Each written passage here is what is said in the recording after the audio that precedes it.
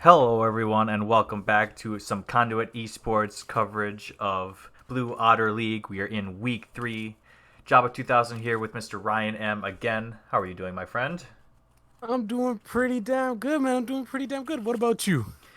Doing well as well. I'm excited to get into the draft of game number 1 here. We have Conduit Esports here against the Krakens of Love. Probably my favorite team name that I have heard so far during this split. Yeah, me too. When I seen Krakens in Love, I was like, okay, Unicorns in Love, Krakens in Love. Nice, nice. The logo looks pretty cool too, so that's always cool to see.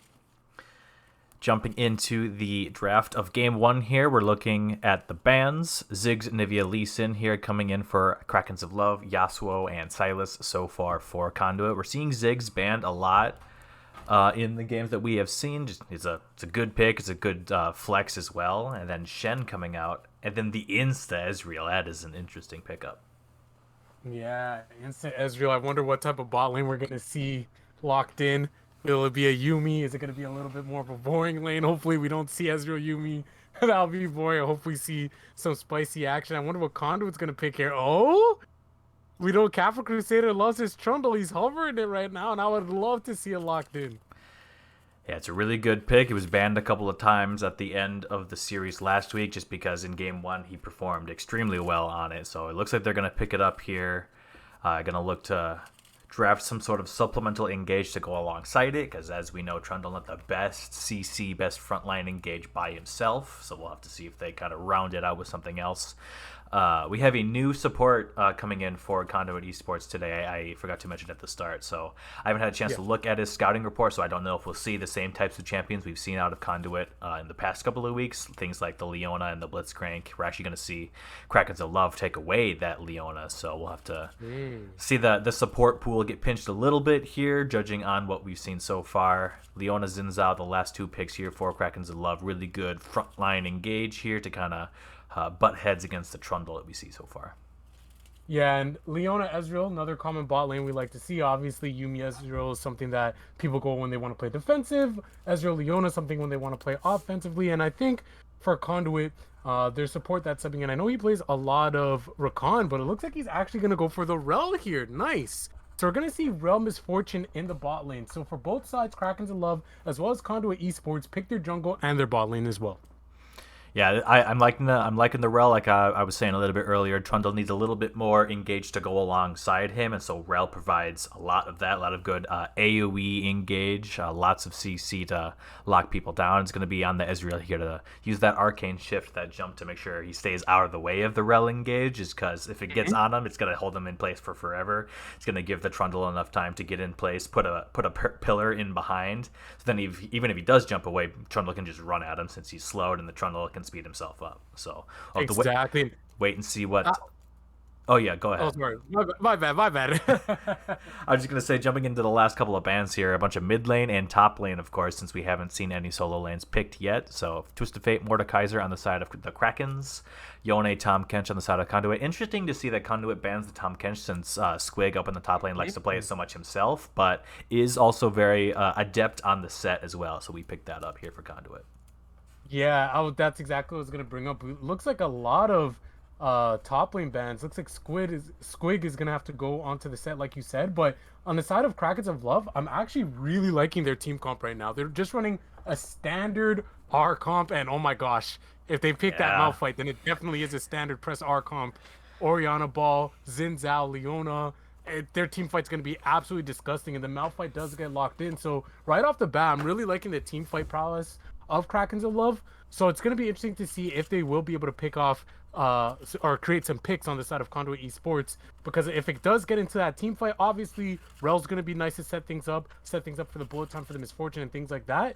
But if it's just a 5v5 team fight and, one side doesn't get the leg up on the other, I feel like Krakens of Love might be able to take advantage. But ooh, look at what we see locked into the mid lane, Jabba. Interesting, yeah. JJH on the Vigar here again has played it historically. It's a pretty good pick.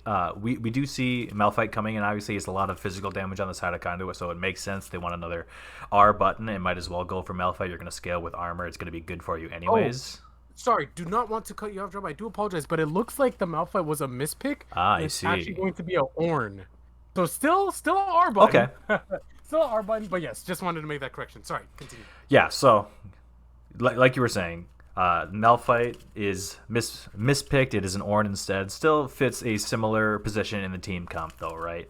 It's going to have a big R button. It's not that unstoppable engage like the Malphite ultimate is. So the Vigar ultimate actually a little bit better here. The Vigar pick a little bit better into the Ornn just because it puts down the field where you can't go here. It's going to knock everybody down, give that stun. So even if the Xin Zhao or the Leona kind of get an engage on somebody, the Vigar can put the cage down and kind of stop anyone else from getting too close. So I think it's a good pick. It commands a lot of space. They have a lot of zone control with Vigar cage, Rel setting up the stun between team members, and Trundle putting down his pillar. If they're ever first to objectives, they're gonna have a good time setting up, creating all this "you can't go here" space. So it looks good.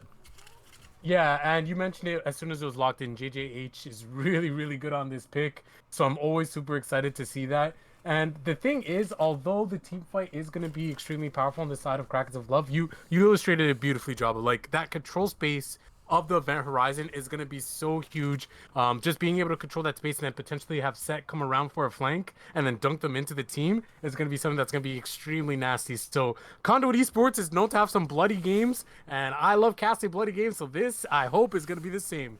But with that being said, guys, we are going to be hopping into the game very shortly. So stay tuned, grab a snack, grab a drink, and when we get back, we'll be hopping into Game 1 of Krakens of Love versus Conduit Esports.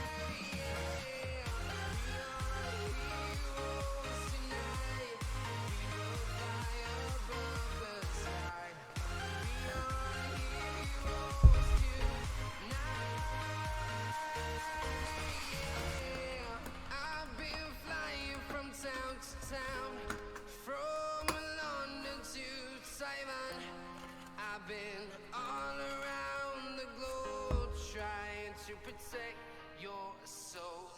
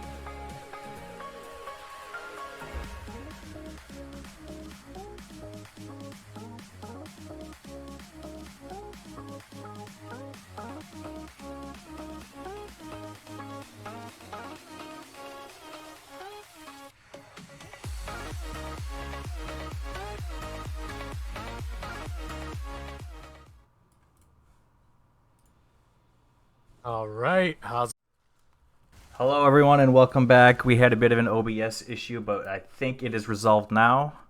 Luckily, it has been a slow early game, so we haven't had any kills yet, just a bit of trading back and forth. Everyone's pretty even on CS, and junglers are just getting to Scuttle Crabs right now. Sorry about that. It's all good. It's all good. Technology, my man. Technology, things happen. Exactly. It is all good. And as you said, Scuttle Crab's being taken. Kappa Crusader taking that top side scuttle, while the Dens goes ahead and picks up that bot side scuttle. And looks like he might be looking for ganker. He is on a ward. Not really going to be able to do much. Doesn't really have a gank angle. As we see Orianna in the mid lane, the Forgotten One, getting chased down by Kappa Crusader. Dens is here now. Will he be able to turn it? Doesn't look like it. Looks like he's just going to back off. There's a lot of trading going on in the top side here. Squig aggressing here onto Crizzle Blizzle is that's a good name, and That's an amazing name. I fear for you to try to say that fast during a team fight. So good luck, my friend.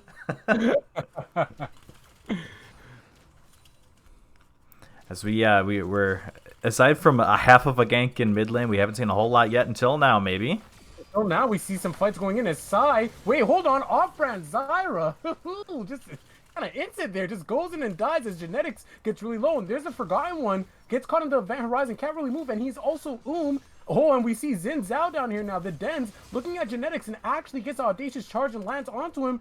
He does have the 3 talent strike. Will he knock up Rel? Yeah, Sai does get knocked up. There's the Wind Becomes Lightning. Can dash, but he's able to get away from it. So Orianna, no summoners actually blown. There was but Kappa Crusader was unable to actually get the Forgotten One down. Just able to run out there. And then bot lane, we're able to see Dens chase down Genetics and pick up that kill after they picked up the initial kill onto the Leona. Yeah, ended up 1 for 1 there. We didn't really get to see what happened in the mid lane, too. There was another play being made. The Forgotten One kind of stuck inside the Vygar cage, but both mid laners out of mana, and it looked like he didn't even have to flash either, so I'm not quite sure. He pulled some sort of magician magic out of here, though, but yeah, the Den's gonna have to flash here. Good heads up play for the TP. Squig getting down there and gonna look to secure his team a dragon. Kappa Crusader, though, was on his Krugs and was not really in the area for that, so they might be able to regroup and kind of fight over this Drake now. Squig maybe losing a bit in the top lane here. He's gonna catch a mid wave, it looks like, since JJH just back, so it's not too bad, but it's a really big wave of minions going into the top tower right now. So yeah, and he actually didn't pick up any of the wave in mid, so kind of selfless play. I mean, he does teleport to the dragon to ensure that they are unable to take it, but like you said, Jabba, he is gonna miss that whole wave up there, so that kind of hurts a little bit. It was interesting. Crystal Blizzle could have gotten it back here, but we have another engage in the bottom lane. Yeah, as we see Sai going in, but look who's down here. Dens, once again, looks like he's camping the bot lane. As he goes onto Genetics, he's pumping out a ton of damage. They're just ignoring Sai, but look, Kappa Crusader's here. They should be able to turn the fight here on Dens. There's the pillar, he can't move, and Kappa Crusader picks up the kill. Gets the Q reset, cancels the auto twice, actually. But will it matter? The Q actually lands, so he gets a slow, and there we go. Another kill, and a double kill right there for Kappa Crusader. Yeah, really good. The first kill for Conduit went on to Sai on the Rel there, so not exactly where you wanted, but Kappa Crusader picking up these two is a wow, really close one auto. Oh, the little auto, just the a little auto. sprinkle of salt. The Takes auto, that Forgotten One. yeah, the auto proc electrocute there too, so that gave him the little extra burst of damage. It was a really good look there, actually. The forbidden one. Actually, there's another. I keep wanting to say the forbidden one. I got Yu-Gi-Oh on the mind right now, so I'm gonna. Me too. I'm gonna. Exodia. I'm trying to not say that. So the forgotten one had a really good look with the sombrero insta flash onto JJH there for a big burst of damage, but another bit of fighting. Yeah. Wig looking to go in. He is level 6, but shouldn't be too big of a deal. He does have that Dorn Shield. I'm sure he has second wind plus the set passive, so he's going to regen that back up as Cap Crusader transitions that bot advantage into the first dragon of the game. Yep, good double kill down there for Conduit. Transitions into the dragon. Plus, the Forgotten One was dead, so he had to TP back to JH to set in the mid lane, so they had all the priority in the world. But Genetics is caught here, no mana. Myra actually goes in, lands a Zenith Blade, and look at how much damage he is doing as a support. 1v1, and Flash comes up from Genetics, as Flash comes up from Zyra, and the True Shot Barrage comes down, and they're able to pick up the kill on the top side, and looks like Set's going to go down. Squig, unfortunately, gets ganked by Dens, and Dens is absolutely everywhere, but so is JJH, as he puts down the Event Horizon, and as he puts down the Leona and picks up a kill for himself. Yeah, really good rotation there from JJ. It looks like he teleported to get down there for that. So the Forgotten One not able to follow because he had to use his teleport earlier. So good on them to use that summoner spell advantage. The Forgotten One does get a pretty hefty push in the mid lane though. Pretty big wave plus this next one too. He's going to go into the tower, but good on Genetics is back from his earlier death, so he's going to cover mid lane there. So not too much loss. Conduit ends up going up in kills there, getting another one onto JJH on the Vigar. So he's going to be hitting a pretty good stride going into the mid game here, as Genetics takes a lot of damage actually. Yeah, it takes a lot of poke, and they do see Cap Crusader and Psy coming over here. Just throws down a pillar, knocks him up a little bit, lets him know what's good, lets him know who's the alpha. As Psy and Genetics look to go back down to the bot side. So Jabba, last time we seen Genetics, we seen him build, you know, kind of mismatch of items, but it didn't matter because he was absolutely shredding and absolutely chunking everybody on the enemy team. It'll be cool to see if he decides to go for that similar build or if he decides to build his MF in a different way. Yeah, he went Kraken Slayer when we saw him last, and I think it's probably a good build path this game for him, since there's two tanks in the Ornn and the Leona he's going to have to deal with, as well as the Xin Zhao, who's going to be fairly tanky, has a bit of armor. So I think Kraken Slayer is going to be the build here, just because he has a lot of frontliners that he's going to have to deal with, but we'll have to wait and see as here. the Ornn ult comes down and Grizzle Bizzle into the Shockwave. Can they get the kill on JJH? And they do. Shutdown for the Forgotten One. He's able to pick that one up. Yeah, really good use of the Ornn ultimate there, actually. Starting, like, he was nowhere near JJH there, like a full screen away, using the initial part of the Ornn ultimate to get the slow, and then the recast to get the knockup, of course.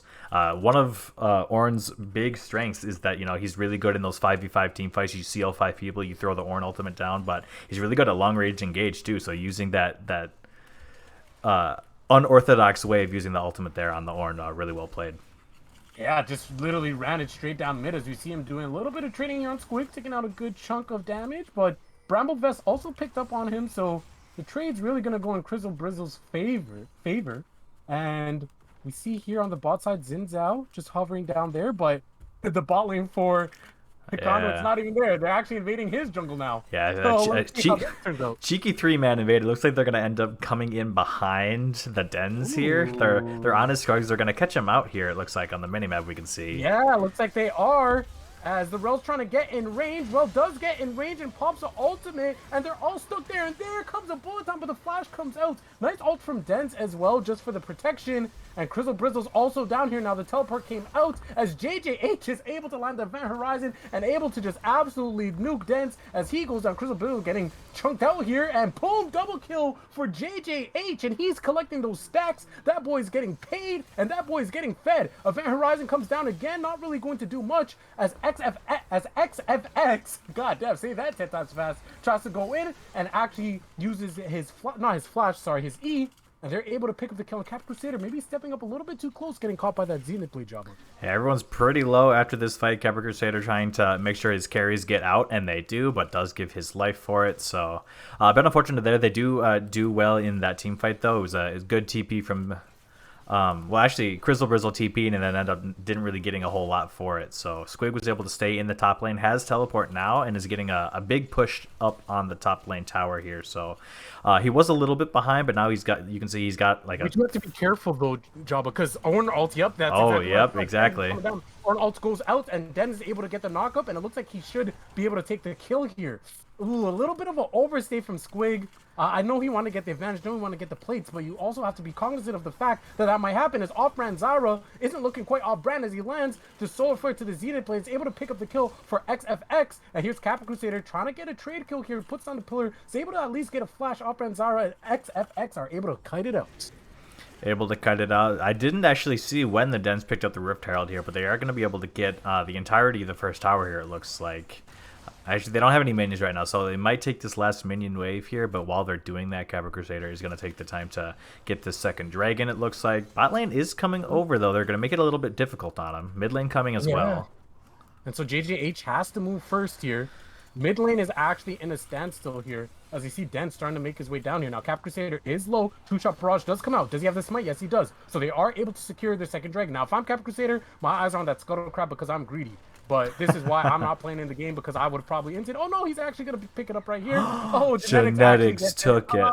That's a reportable offense right there. You never take the Scuttle Crab from your jungler when he's right there. Yeah, actually, exactly. just 9x this guy, man. Get him off my team. Holy. Yeah, man. If I'm Cap Crusader, I'm sprinting it down bot lane right now as we speak, just to assert dominance. But on a more serious note, they're able to pick up that second dragon there, Jabba. So they're up 2 dragons to none, and it looks like we're going to be getting in his Infernal Soul this game. Infernal Soul. Oh, now I'm really mad at him, Cap Crusader, but Yeah, we get a no, kill no, man. maybe. Oh, but he has to ult, but there's 3 people here. Is he going to just donate the buff? Oh, thank you for the leash, my friend. As Sai's able to take it. God, that Cap Crusader is probably so tilted right now. He doesn't get his blue buff or a kill there. They might look to go on the bot lane here. They have a lot of people in the area. Orianna is kind of doing Orianna things right now. Has his ultimate. Yeah, nice. In a really awkward spot, and he actually just got picked up there by the Forgotten One. Crystal Bristle's also down here. Sai stepping up. Now, Sai doesn't have... Oh, he does have ulti. He does have Hex Flash coming up. As the Ornhorn comes down, as they're able to get Sai. Sai is getting knocked up here. Gets stunned on the off-end by off-brand Zyra. And look at Genetics just pumping out damage from the back. Able to pick up a kill on off-brand Zyra just like that. And looks like top lane, Squig was able to pick that up while Crystal Prison was in mid. Not too bad on the side of Conduit overall. Yeah, they win the kind of like odd man play here while Squig is splitting in the top lane. So they end up right about even in gold. Before that play started, Krakens of Love were up a bit. They got that first tower gold and were up a kill. So with those kind of random kills and the tower here, it's pretty even. But as we've seen before, Conduit does have that 2 dragon lead, so they're looking good for the dragon stack. And I think the late game damage is a little bit better on the side of Conduit. They have that Vigar who obviously just perpetually scales as he hits his abilities, so it's going to be on the front lines, I think, to try and knock up and CC the carries on both sides here. Just see, like, you know, whoever's front line stays alive the longest is probably going to be the ones that come out on top of this, just because there's a lot of damage on the side of both teams here. So we'll see how that goes as Rift Herald number 2 is being set up here. Forgotten One looking for Genetics. Ooh. God damn, talk about chunky. I think Genetics actually just dies there if Forgotten One had his ultimate at that moment. So. Oh, 110%. But take a look at Dens here getting absolutely chunked up by JJH. So the mid laners, the control mage is absolutely doing a crap ton of damage right now. It's still early on, but Forgotten One and JJH are putting in a ton of work here. Looks like, oh, yeah, nothing's really going to go down there. Genetics just want to get that candy. He's going to go back home. He's going to base. As you see, Cap Crusader and Squig actually onto this Rift Herald. It looks like Crizzle Brizzle actually finds him there. Will he do anything about it? We don't know.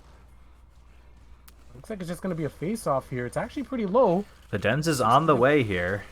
Yeah, Dens is on the way, and the True Shot Barrage comes out. Squig is actually getting kind of low here. It's going to be the Smite fight as Cap Crusader does get it. Will he be able to pick it up? But he does not, actually, because he's just focusing Dens, and Dens is going to have to try to get away, and he's unable to as the Ornhorn comes out, and we see fights going on all around the map as JJH is able to pick up off-brand Zyra as the fight continues, as the fight goes on, as Event Horizon comes out, as Crizzle Brizzle tries to pick up the kill. They're able to get the kill onto Squig. XFX does, and Crizzle Brizzle, is he going to live? He has like 2 HP left. Oh, as we see, FNX actually go back in, and Sai is not scared. He says, bro, you coming on to me? Oh, no, you're dead, bro. As JJH trying to get the event horizon, unable to, and XFX says, you know what? Our arcade shifted in, but let me just walk on out. That was like 3 different like 2v2s or 1v1s happening at the same time there. There was a bunch of frontliners fighting in the pit. There was Vigar doing things off on the side. It was really close. Conduit actually come out like 3-1 there, I think, at the end of the day. So up on kills now. They got the Rift Herald and they're up like 500 gold or so here. So all these trades keep going back and forth. Both teams keep getting a bunch of different mini objectives and kills and everything, but Conduit's still just squeezing out ahead just a little bit each time. So we'll have to see if Krakens of Love are in a spot to fight for this dragon. They are here first, but we're going to fight for Scuttle, and Capital Crusader gets that one, so he gets a little bit of revenge from earlier, so that's good. Yeah, and that's gotta feel good. And so on the side of Krakens of Love, no one really building MR except for Forgotten One. Of course, when you look at champions like Dens, I'm sure he has Legend Tenacity, so he is going to be able to have that. As you see a catch here by Squig. Are they going to look to fight as a TP comes down? Looks like they are going to.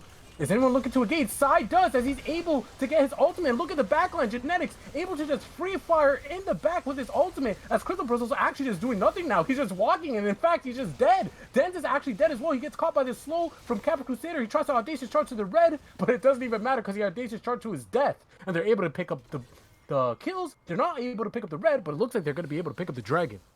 Yeah, Sai's doing a really good job here finding these rel engages. He's hitting 1, 2, 3 people with all of his dismounts here, getting a lot of CC down, and they're just like, they have a lot of damage. It's just, if someone gets CC'd, they just throw a bunch of stuff at them and they do a lot of damage. So the supplemental engage from the Vigar and from the Trundle and from the set is all really good. They have a lot of good follow-up when Sai decides to go in. He's not just kind of like going in there and then like being 1v5 and getting singled out, but so there was a bit of fighting, but yeah, really good on Sai to find these engages, and good on the team to follow up on it because he's only died once, so it's not like he's going in and then dying right away. So really good team fighting so far from Conduit.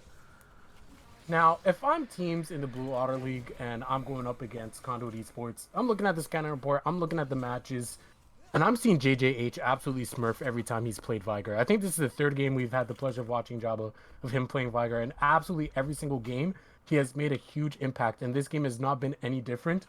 We already know what he's building next. He has that one stick. He's going to pick up that second stick, and he's going to build it into a hat. It's his signature build. He always goes death cap second. And like I said, every single game, he's always having a huge impact, and he's doing it then again today.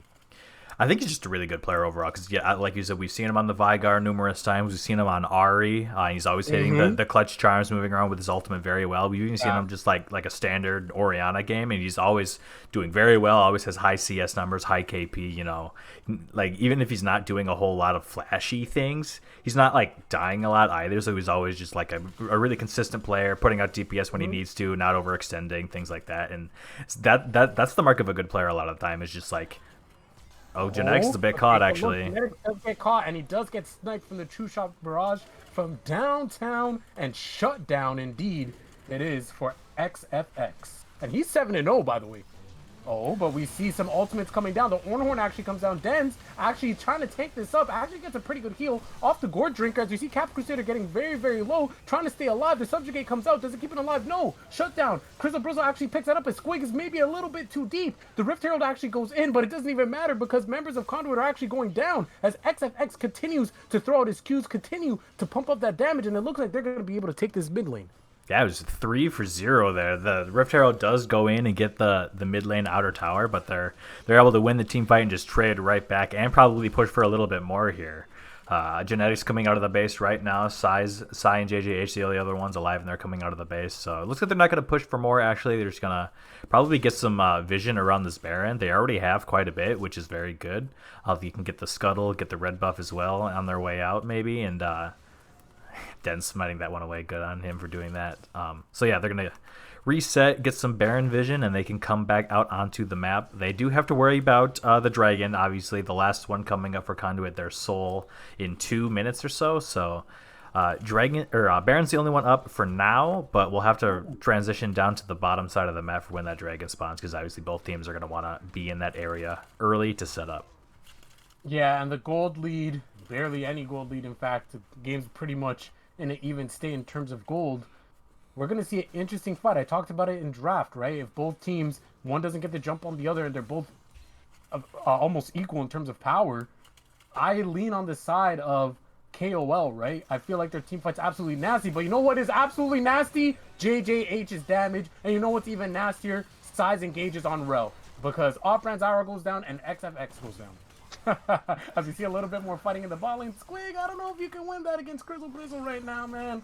I don't know if you want to take that fight. You're getting pretty low, brother. If I was you, I'd just back up to the tower, and it looks like he's going to do it slowly, but wait, is he actually going to live? Yes, he is. Just use his Gore Drinker, just gets a little bit of a heal, and he should be able to regen this back up. And yeah, he's going to stay alive. He's getting very low, but he's just, wasting a lot of time for the rest of his team to get Baron here. The Dens isn't even nearby, so I don't know if they even know that this is happening. He maybe just is cutting his losses and deciding to push mid, to get something out of the play. Pushing mid is good because that means Conduit has to make sure they catch this minion wave and push it out before they walk to the dragon, so the Dens can walk down right now. JJH actually had to flash there because he was recalling in the Baron pit. Oh, you're right. He got hit by the two-shot barrage, which put him on the map, and then Orianna actually was chasing him down, so he had to flash over the wall just to get his base, which kind of sucks because on Viger you really want to have that flash because if somebody does get on top of you, you can't just get insta-bursted, but, at least he stays alive and doesn't donate his shutdown, right? Yep, stays alive, has the teleport to get close to the dragon if they need to. They have about 15 seconds or so, but that's good on the Forgotten One to get that mini objective in the Summoner spell here. JJH is the carry right now, 7-1-5, 500 gold shutdown, has the death cap for this team fight, so if they can knock him down early with the engage with the CC with the burst that they have, that's a lot of the damage from Conduit just gone, so we'll have to wait and see what they can do here in this pivotal Dragon Soul team fight.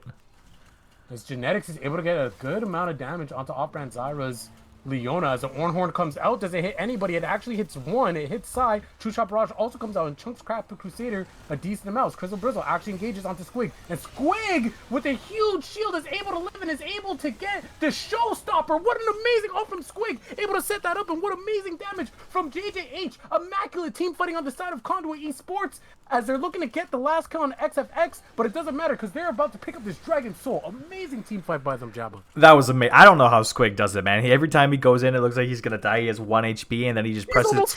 He presses 2 buttons. He gets a shield and kills 3 people. Like how? Sets a good champion, I think, is the answer here. Squig doing really well in these team fights. They are able to pick up. They have the Baron, they pick up Dragon Soul, they have Infernal, they have a lot of damage, everyone's alive, they just have to wait for the minion wave to saunter its way down here so they can probably get an inhibitor here. Everyone is alive on the side of Krakens of Love, so it'll be a little hard, but... Ooh, the Aegis charge actually comes in, heal comes out, as XFX is actually able to pick up genetics, maybe overstepping a little bit there as Event Horizon comes out, as JJH tries to burst him down, but he actually gets caught as XFX is able to pick up another kill. That's another shutdown. And take a look at Opera and Zyra hitting the long-range Zenith Blade onto Psy as Crizzle Brizzle is able to pick it up. So that's 3 kills instantly donated right back over to Krakens of Love as they look to chase down a little bit more. Will they be able to get anything? Forgotten One actually speeding up as Cap Crusader puts down his domain. Looks like he's going to get out. They're going to get behind their towers. Ornn Ultimate's up soon. There it is. But there's Crizzle Brizzle going for the Ornhorn. Actually able to knock up Cap Crusader, but they're not going to get anything for it. That was interesting. We just got done praising Conduit Esports for a great team fight. They're going to get a lot of map pressure down, crack the base open a little bit, but I think Genetics was a little bit too eager, was stepped forward, took a lot of damage from the Ezreal, and was just frontlining basically while the rest of his team was kind of waiting to join the fight. So runs it in just a bit, was a bit far forward, and then obviously he's not there to put out any damage for the fight afterwards. Able to get 3 Baron buffs off the side of Conduit here. I didn't actually see who has it, so it's Squig and Capra Crusader that still have the buff, correct? Yep. All right, so should be, yeah. Those 2 will have the buff for a little bit longer here. Not a whole lot to do on the map right now. Side lanes being pushed. Check back in on the items here. JJH going for a Void Staff makes sense. There's a lot of tanky members on the side of Krakens of Love. Interesting, the Forgotten One doesn't actually have a second item yet, so he's a bit behind in that department. And Genetics just takes it away with the Q, just takes away the blue buff. I like it. Oh my god! That's a lot of damage. that boy just got chunked, and he's gonna think twice about stepping up again. He has no MR at all. I was just No about MR to at say, all. yep. Yeah, it's interesting because like you as the tanks on the side of the Krakens, they don't really want to build MR because like they're a mainly physical damage team. Conduit is, but I mean like JJH can kill anybody with 2 buttons, so like you don't want to build none, but then you know that's inefficient itemization for the rest of the team too. So they're doing a good job in that. JJH is the threat, but they're looking for an engage. The inplay comes down, but they actually get hugely chunked. Forgotten One does, and he's unable to do anything there.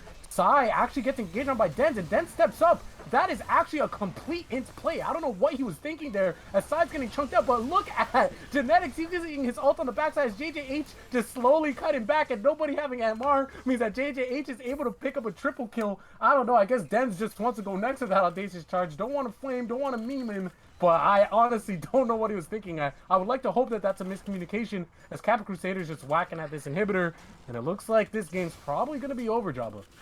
They're getting a lot of advantages here. Now, they were able to win that fight in the mid lane 4v5 because Kappa Crusader is doing the Kappa Crusader special and just split pushing on Trundle, taking bases. So we've seen it in a couple of games where he's like ran it down and like killed Nexuses before, just like ended games out of nowhere because the rest of his team can just win an odd man fight. So they did well there. JJH, like you said, getting a triple kill, actually just one-shotting literally everyone. The Dens went in, Even and then Otter he was was getting chunked. yeah, the Dens went in and then just like died immediately. It was a little bit sus on the champion selection there because they spent a lot of resources on Sai, the Leona ultimate, and the Xin Zhao combo going in on the Rel, who is obviously the tankier member. So the Dens is really good at stealing away his camps as they are being taken by the enemy, though. So at least he's getting those little bit of advantage, yeah. But yeah, Baron is up now. Conduit in a commanding position to take hold of that objective once again. Not a whole lot of vision on the side, on that side of the map for Krakens of Love, so it'll be hard for them to walk in to Fog of War, but also it's hard to walk into Vygar just in general. So I would not be surprised if someone walked over here and then immediately died, but we'll see. Genetics isn't here. He's taking a base, so they probably won't start the Baron yet. They'll wait for him to get there, but Oh my gosh. very close. Look at that. Almost gets the pick. It's so scary, job, because as soon as that Everfrost lands, you know that somebody's getting 100-0 real quick. Yeah, that extra CC coming out from the Vygar means it's just easier for the rest of his team to land theirs. Obviously, Sai can just like if someone's ever frosted down, he can just like walk up and press E. Doesn't actually have to do the dismount to like blow his engage or anything. So it looks like we're gonna have a Baron fight here. Elder is coming up in 30 seconds as well. So Genetics stepping forward a bit here. With both objectives on the map soon and top lane inhibitor, supers are pouring into the Kraken's base right now. It looks like Conduit is going to decide that Elder is the buff that they want to play for. Kind of pull them away from that inhibitor in the top lane. So the Forgotten One has to go there, clear the minions. Has TP, but it is a longer distance for him to run. So 10 seconds left on the timer here. Ezreal doing a lot of work over the wall here just because he can kind of non-committal buttons here to just do a lot of damage, actually. That boy doing damage. But the Event Horizon comes out and take a look at Ornn. Is that boy a tank? I don't think so. Because that boy's already at half HP as you see them doing the Elder here. But look at that. Nice ultimate from Squig. Able to stop that Ornn from coming out. The Elder's picked up. And I think that they're all but dead. Because look at that. Double kill for JJH over the wall. Genetics is able to pick that one up as XFX is trying to back up. Otter are trying to back up. But look at Sai. Look at the pillar from Kappa Crusader. And bang. Double kill there for Genetics. And on the top side, we see our boy Squigs. We see JJH. And look how much damage JJH is going to do to these towers with that AP. Goddamn, goddamn. Both towers about to go down. And game one about to go into the books for Conduit Esports. I mean, they are absolutely demolishing everybody these days, Java. I don't know what it is, but this team has something going on. They got something going on. It was really back and forth at the start of the game there. A lot of good action around the bottom lane from the Dens, getting in and getting in on Sai and Genetics a handful of times. But as soon as the team fight stage of the game opened up, you saw the team fighting from Conduit was really good. They had a lot of really good engages from Sai on the Rel, as well as a bunch of follow-up from the rest of the team here. JJH on the Vygar has got to be on the radar now for the Krakens of Love. Yeah. Doing a lot of He needs to be damage. banned. If they don't ban Vygar, then it's just enters. Like I'm gonna ask to see their PayPal after because it's absolutely disgusting if this guy gets Viger again. He performs on it every single time, and he's just an absolute beast. I mean, if JJH gets it again, amazing, right? But obviously, if you're trying to win, you gotta take that guy off the champion because he's so damn good on it. We'll have to wait and see what the picks and bans change for game 2. We're going to take a real quick break while we get into the lobby for the second game. Don't go anywhere. We'll be right back with more Conduit Esports and Krakens of Love action.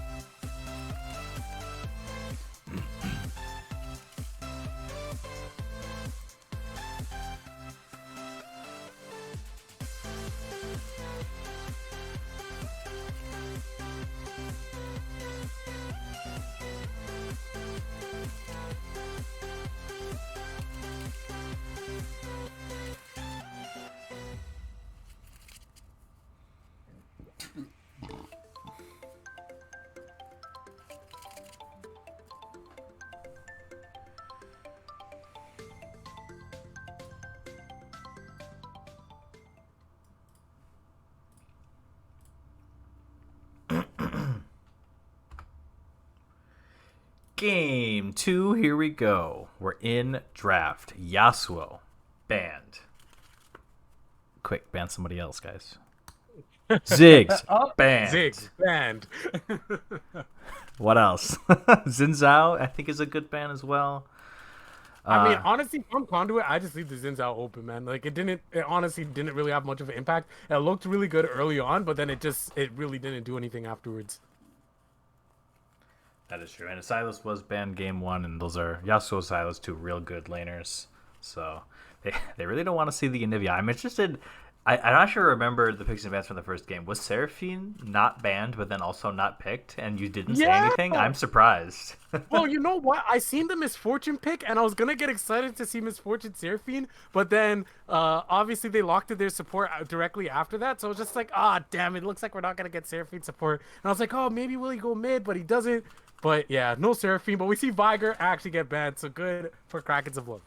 Yeah, so really good pick there. It's so good because like a lot of junglers that are really good right now are really good like get in your face like aggro dive champions, and Vigar's just so good into that style. So if Krakens of Love want to continue to play that style where they have Xin Zhao and they have like a Leona style support that likes to get in there, having the Vigar off the table is just like one less thing you got to worry about. Obviously, there's a bunch of other champions that kind of function the same, and actually Ziggs and Anivia kind of function that way as well. But Warwick is interesting. Wow. Now, is that going to be a Warwick top, or are we going to see a Warwick jungle? Because we Yeah. have seen Warwick barrier cheese top lately in solo queue, but of course, Warwick always a really, really good jungler. Going into the Trundle, we'll see how that matches up, but Ezreal gets locked in again for XFX. He really performed, honestly. He was like the main damage dealer on that team, and he really, really showed up. Yeah, he was chucking a ton of damage, so... Oh my, Yorick, interesting. I wonder if they have a little bit of tech on Krakens of Love to say like they might think it is Warwick top, so therefore they're picking the Yorick anyway, because we haven't seen Squig play this at all, so I don't, this At is all. most likely a recent development based off of some scrim data or something maybe. We'll have to wait and see if it's like a super favorable matchup. If the Warwick does end up going top into the Yorick, we could assume that there's been some research done here. We do see Leona picked up on the side of Conduit this time around. So the first three picks really, big, beefy frontliners, but not actually the best like team fight, just because obviously Yorick is a split push champion, so not gonna. We would surmise that he's not gonna be in the thick 5v5s with everybody. So we'll have to kind of see what the rest of the comp looks like, if it's gonna be like a 1-3-1 split push type composition out of Conduit, which is fine, but we'll have to wait and see. The last pick here. Yeah, sorry, I do want to mention as well. In the words of Cap Crusader, he said that they pepegoed. The Lucian is the York is actually Lucian, so it's not going to be York. It's actually Lucian Leona locked in. Yeah, so 2 games in a row we get juked on the picks. Okay. So the York is Lucian. So okay, all right, yeah, this makes sense now. Okay, so it's Trundle, and then the bot lane is Leona Lucian. Okay, interesting. Yeah. I'm interested because bot lane. Lucian got like buffed because he got that mini, like he has that new passive now where wherever he's buffed by his W, or if a teammate buffs him, he just gets bonus like on hit damage, I'm pretty sure, or bonus AD, something like that. So when he gets buffed, he does a lot more damage. So you would think that you would put him in the bot lane with like an enchanter support, like a Lulu or a Nami or something like that, to get that extra damage. We'll have to wait and see. It could be like Lucian mid still. We haven't seen JJH play that at all, but we'll have to kind of see here. It could be like a flex because we don't see the mid lane out of Krakens of Love yet either. So remains to be seen. Looks like the ban did get lagged up there, but according to what they're saying, it looks like XFX said that it was stuck on 14 seconds, and the blank ban is actually Urgot. So Urgot ban is the last ban on the side of Krakens of Love. All right, and then the final ban here is the Orianna. So don't want to have that team fight pick here. It's hard for me to trust this draft now. Yorick is Lucian. We're missing a ban. Is Warwick even in this game? I don't even know anymore. Right? We're just getting juked in game. We're getting juked out of game. Yeah, I hope he is in the game with the set locked in. It looks like it is going to be Warwick jungle, and I have played a lot of Warwick jungle in my time as a jungler. Not so much recently, just because with the new items, it like really sucks to like delay your mythic to like get boots and a Tiamat and then your mythic. So it feels kind of bad, and then like without the Tiamat, your clear is really bad too. So Oh, we're gonna maybe see the famed Finally! Squig Mordekaiser. It's been banned in, I think, every game we've Every cast. game. Yeah. Yeah, every game in the actual season, it's been banned. So we finally get to see him on this pick. I'm so excited, Java. Holy crap. Yeah, we don't have much to say about it because we haven't seen it yet, but judging by the fact that it has been banned every game, I'm sure he's very good on it. It's going to be an interesting matchup into the set. Two big, beefy, walk-at-you type champions. I think like the longer the fight is, the better it is for Mordekaiser if he can get his passive stacked up and ticking down on the set, kind of negating his passive where he would regen health because you're just constantly dealing damage to him. So interested to see what that matchup looks like here as we see the pick not coming in for Conduit. So I would guess that the pro draft is continuing to be bugged. It says, I think I see Kepper Crusader saying the last pick for them is Corki. Corki, yes. There it is. It finally shows up there. So yeah, Corki here in the mid lane for JJH. So the two carries being Corki and Lucian. Some double marksman action. We saw a bit of it last week on Conduit was playing against it. And played against it very well. So we'll have to see if they can play the flip side of the coin here, where the Krakens lock in Syndra for the last pick into the Corki. Nice. And so on the side of Conduit, I'm actually really impressed. We see them play many different styles, and I think this is the first time we're seeing them play double marksman comp. So we'll see if they can actually do it, right? They're up 1-0 in the series. They have a little bit more flexibility in terms of if they lose this one, they still have another game. But if not, then they could just win 2-0, right? So why not experiment and play the double marksman comp? But Syndra gets locked in, and Syndra is now back in the meta and can do a ton of damage. So Syndra in the mid lane, Warwick in the jungle. These are champions we haven't seen so far, at least in our cast Jabba for the Blue Otter League. So I'm excited to see these picks. Yeah, I think like Warwick Syndra is actually like a really good mid 2v2. Both have really good CC abilities. Warwick can just like run in with the extra move speed while the Syndra walks up to get the stun, and then you can get a fear right afterwards, and it's good mixed damage too. It's hard to itemize against. If you like try to like roam top and do like a mid jungle roam top, things like that, really good damage profile. You can also do, I don't know if you've seen, I saw on Reddit the other day, Warwick can press and hold his Q to like follow the target when they dash or use a flash or something. I saw where the Syndra walked over to the Raptor's pit and picked up a mini Raptor as the Warwick was queuing it. So then he threw the Raptor at the enemy champion, which then the Warwick follows. So it's like you're throwing your jungler at your enemy. Right. If they practice it, I will lose my mind if they do it in the game, because it's so cool, but it's really hard because both people have to know the timing of like when the Warwick like Q tether thing goes off, and it's really weird. So if they do it, I will just get up and leave my desk because it's like actually the coolest thing ever. So I'm not gonna talk about it too much because it's really hard. I feel like I've never done it. And I play a lot of Warwick, so but we'll wait and see. We'll wait and see if we get the cool play. I have to think of a name for it for if they accidentally do it. Now, even if they do pull it off, is it going to be valuable? Is it going to actually have value, right? Like, I mean, it might look cool, it might look flashy, but will have value. Now, of course, if they can bring the Warwick in and he's able to land his ult and they're able to lock down and kill there, Syndra has that press R button, they're locked down, instantly gets bursted, that'd be great. But, I mean, we'll see if it can actually be put to use and see if it can be valuable. But overall, should be a very, very interesting game. I'm super excited. Like I said, picks we haven't really seen. But that being said, guys, we are going to go to a very, very short break. Not too long. We're just going to take a little break to get the spectator delay going. So get a drink again, get some food, and we will see you guys in a little bit for game number 2.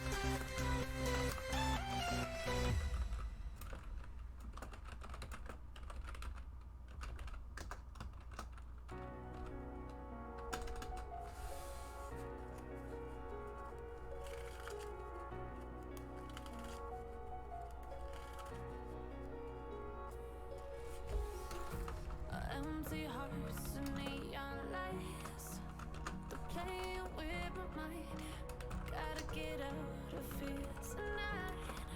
Oh, I wanna run off and fly. And I'll tell myself it's fine to be alone, just to find somewhere that finally feels like home. Oh, oh, oh. I hate all this overthinking. Oh, oh, oh, oh. The more I swim, the more I'm sinking. Take me to a world of silver. No more heartbreaks, tears, painkillers. Take me somewhere unfamiliar. Bring me back to where we started out. Get me out of now. To where we started out.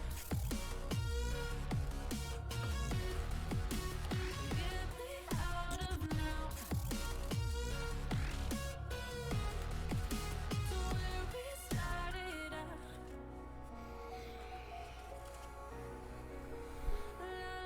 La la la la.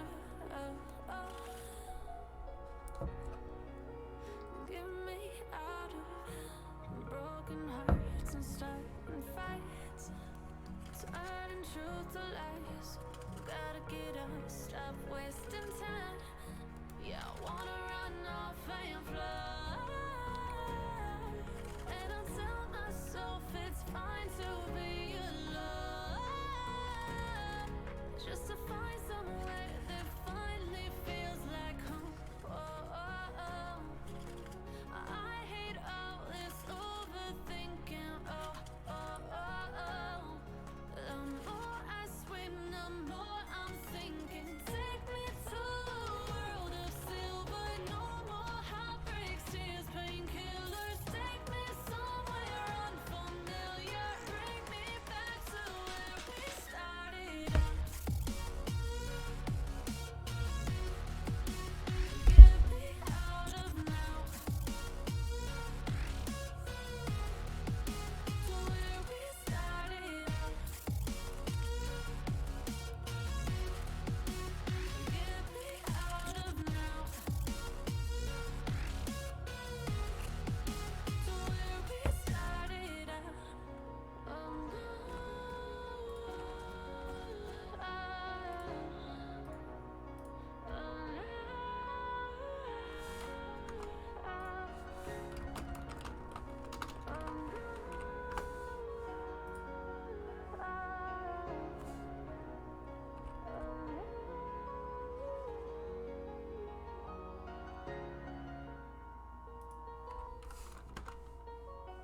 All right, guys, it's time. Game number 2, Conduit Esports versus Krakens of Love. Let's see if Conduit's going to be able to go 3-0 so far in the league, 2-0 on the night, or is Krakens of Love going to be able to come back and tie this thing up 1-1? I think early game will be pretty important here for Krakens of Love. They have a really good 1-2 punch here with mid jungle, like we were talking about before. Syndra really good in their early game before people get, MR under their belts here.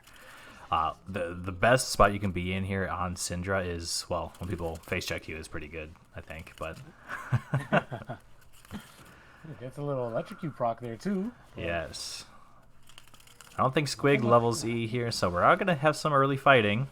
Yeah, they're actually going to fight this as Squig's passive comes down, and it's actually burning quite a bit, and he's actually taking a ton of damage, but nice. Sai actually gets a Zenith Blade, levels up that E first, and First Blood goes over to Captain Crusader just like that. And 3 members pick up assist gold as well. Yeah, I don't think they were expecting Sai to be up here, support roaming his way up into the top river. Looks kind of weird, but good on them to get the early fight. 2 people on the side of Krakens of Love are going to just start at 70% HP as well, so I'm going to have to play a little bit safer in lane is the Forgotten One. The Dens I think should be fine though with his early clear. He is Warwick, he just heals 150 200 health for each Q, so should be fine. He's going to get a leash as well, so nothing too bad so far. It does suck that Captain Crusader's going to have a bit of early gold. It happened so late into the game, though, that there's no real advantage yet. It's not like he could go and, buy anything. So Right. An interesting 'cause it start would- here for the Dens, actually. I'm just noticing. He started with a pink ward. Ooh, makes sense, right? Because he doesn't really need all that much in terms of sustaining in the jungle, like you already mentioned with his Qs. So just picking that up. So yeah, it'll be interesting to see. Maybe he's scared of getting invaded on because 1v1 Trundle actually does a ton of damage. So it's good to always just have that little bit of extra vision down. Yeah, it looks like he's already placed it, too. If you look at the mini-map, right near the red side blue buff in that bush underneath, he's already placed it there to thwart any early ganks. It makes sense because they saw Kappa Crusader start as red and then move up top, so that'll be there. Just since it's a pink ward, it'll be there perpetually for if Kappa Crusader wants to return to the bot lane sometime in the near future for a gank, but interesting. We don't see that a whole lot. Ooh, a little bit of trading going on. Squid gets super low, but so does Crizzle Brizzle. But he's going to be able to regen that back up. They both have Dawn Shield. As we see the Zenith Blade go in, Sai actually engaging his genetics, uses the E to get in. And in the mid lane, Cap Crusader putting down the pillar, putting down his Q. Just getting a little bit of chunk on Forbidden One. Sorry, Forgotten One, not Forbidden One, not Exodia. Forgotten One. As we see them fighting on the top side here now, Dens actually trying to get the best of Cap Crusader. We see fighting in the top lane. Where are we going? We see fighting in the bot lane. Everybody just backing up and no one actually going to fall.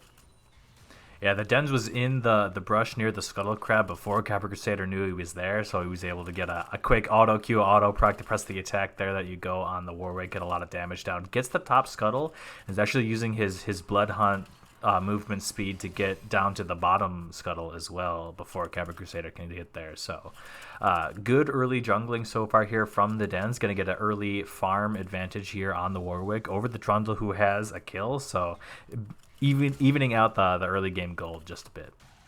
Yeah, as you see Crizzle Brizzle trying to engage here. Looks like a fight's going to go down. I actually think Squig loses this one. He pocs his shield, but Crizzle Brizzle's still going to have his as a flash in order to try to dodge, but Crizzle Brizzle knocks him down with his second auto. Kill for him. Flash is used, however, for Crizzle Brizzle as well. Yeah, you saw Squig was trying to maneuver around the haymaker that he knew was coming here, so he stepped to the side of Crizzle Brizzle to try and dodge the true damage part, get rid of some of that damage, but good for the set there. He flashed to reposition himself at the last second, so he gets that bonus damage and is able to clutch it out with the second auto, like you said. So Squig falling a bit behind in this early lane. Crizzle Brizzle was able to push a big wave into the tower as well, so you're going to see a EXP and farm advantage here on the side of the set as well. Yeah, and we see the Dens just chilling out down here as his scent is down. He's running in, not really going to be able to do too much, just gets poked but healed by off-brand Zyra. It looks like he's going to be walking back up. We do see Forgotten One coming down. Are they going to set up a dive here? They do have a wave. Mid lane is meeting in the middle, but it looks like Forgotten One is just going to walk back to mid, or actually looks like they're going to take their priority from the bot side and transition it into the first dragon of the game.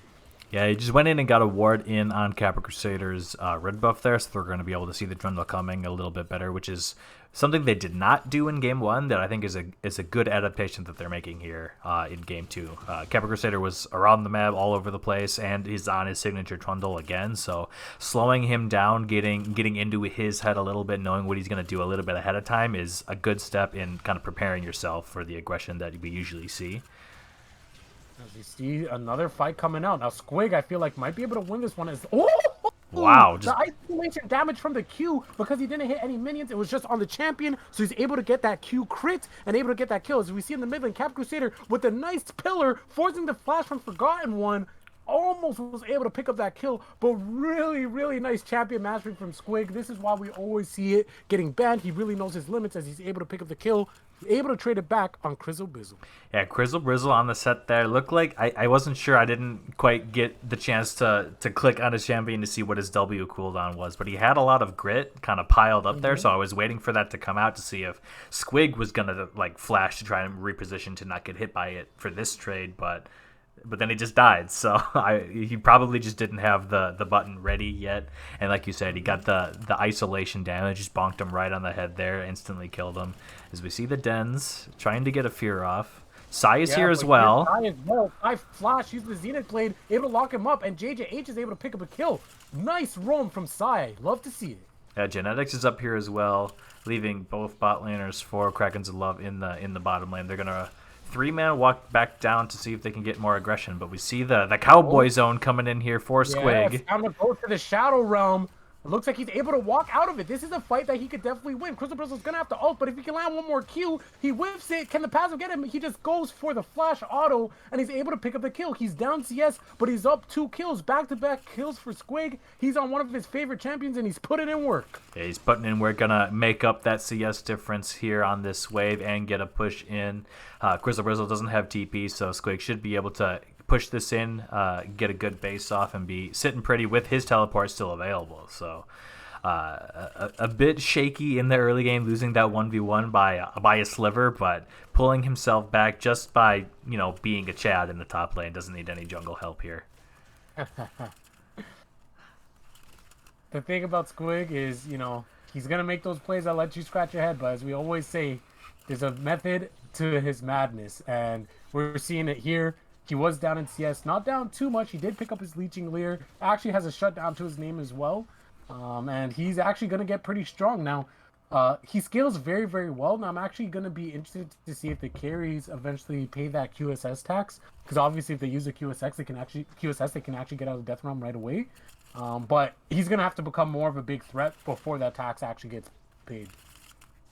Yeah, you don't need to buy the item if you can just kill the Mordekaiser 1v1 in his ultimate, so we'll have to wait and see if he gets to that point. But JJH is going in on Forgotten One here. No mana on the Syndra. Yeah, no mana, and he's absolutely chunky right now. He doesn't really have any big items as well. He's just knocking him down with some rockets, knocking him down with some auto attacks. As you see Dens chilling in the cut, chilling on that top side river brush. He's just going to walk straight through and actually get chunked up by JJH as well now. Yeah, let's see Sai. Yeah. I was going to say the Dens was not level 6 yet, trying to get XP, but we see some fighting in the bottom lane. Good Flash. Caught up by Otter and Zyra, but Flash is out of the True Shot Barrage to stay alive.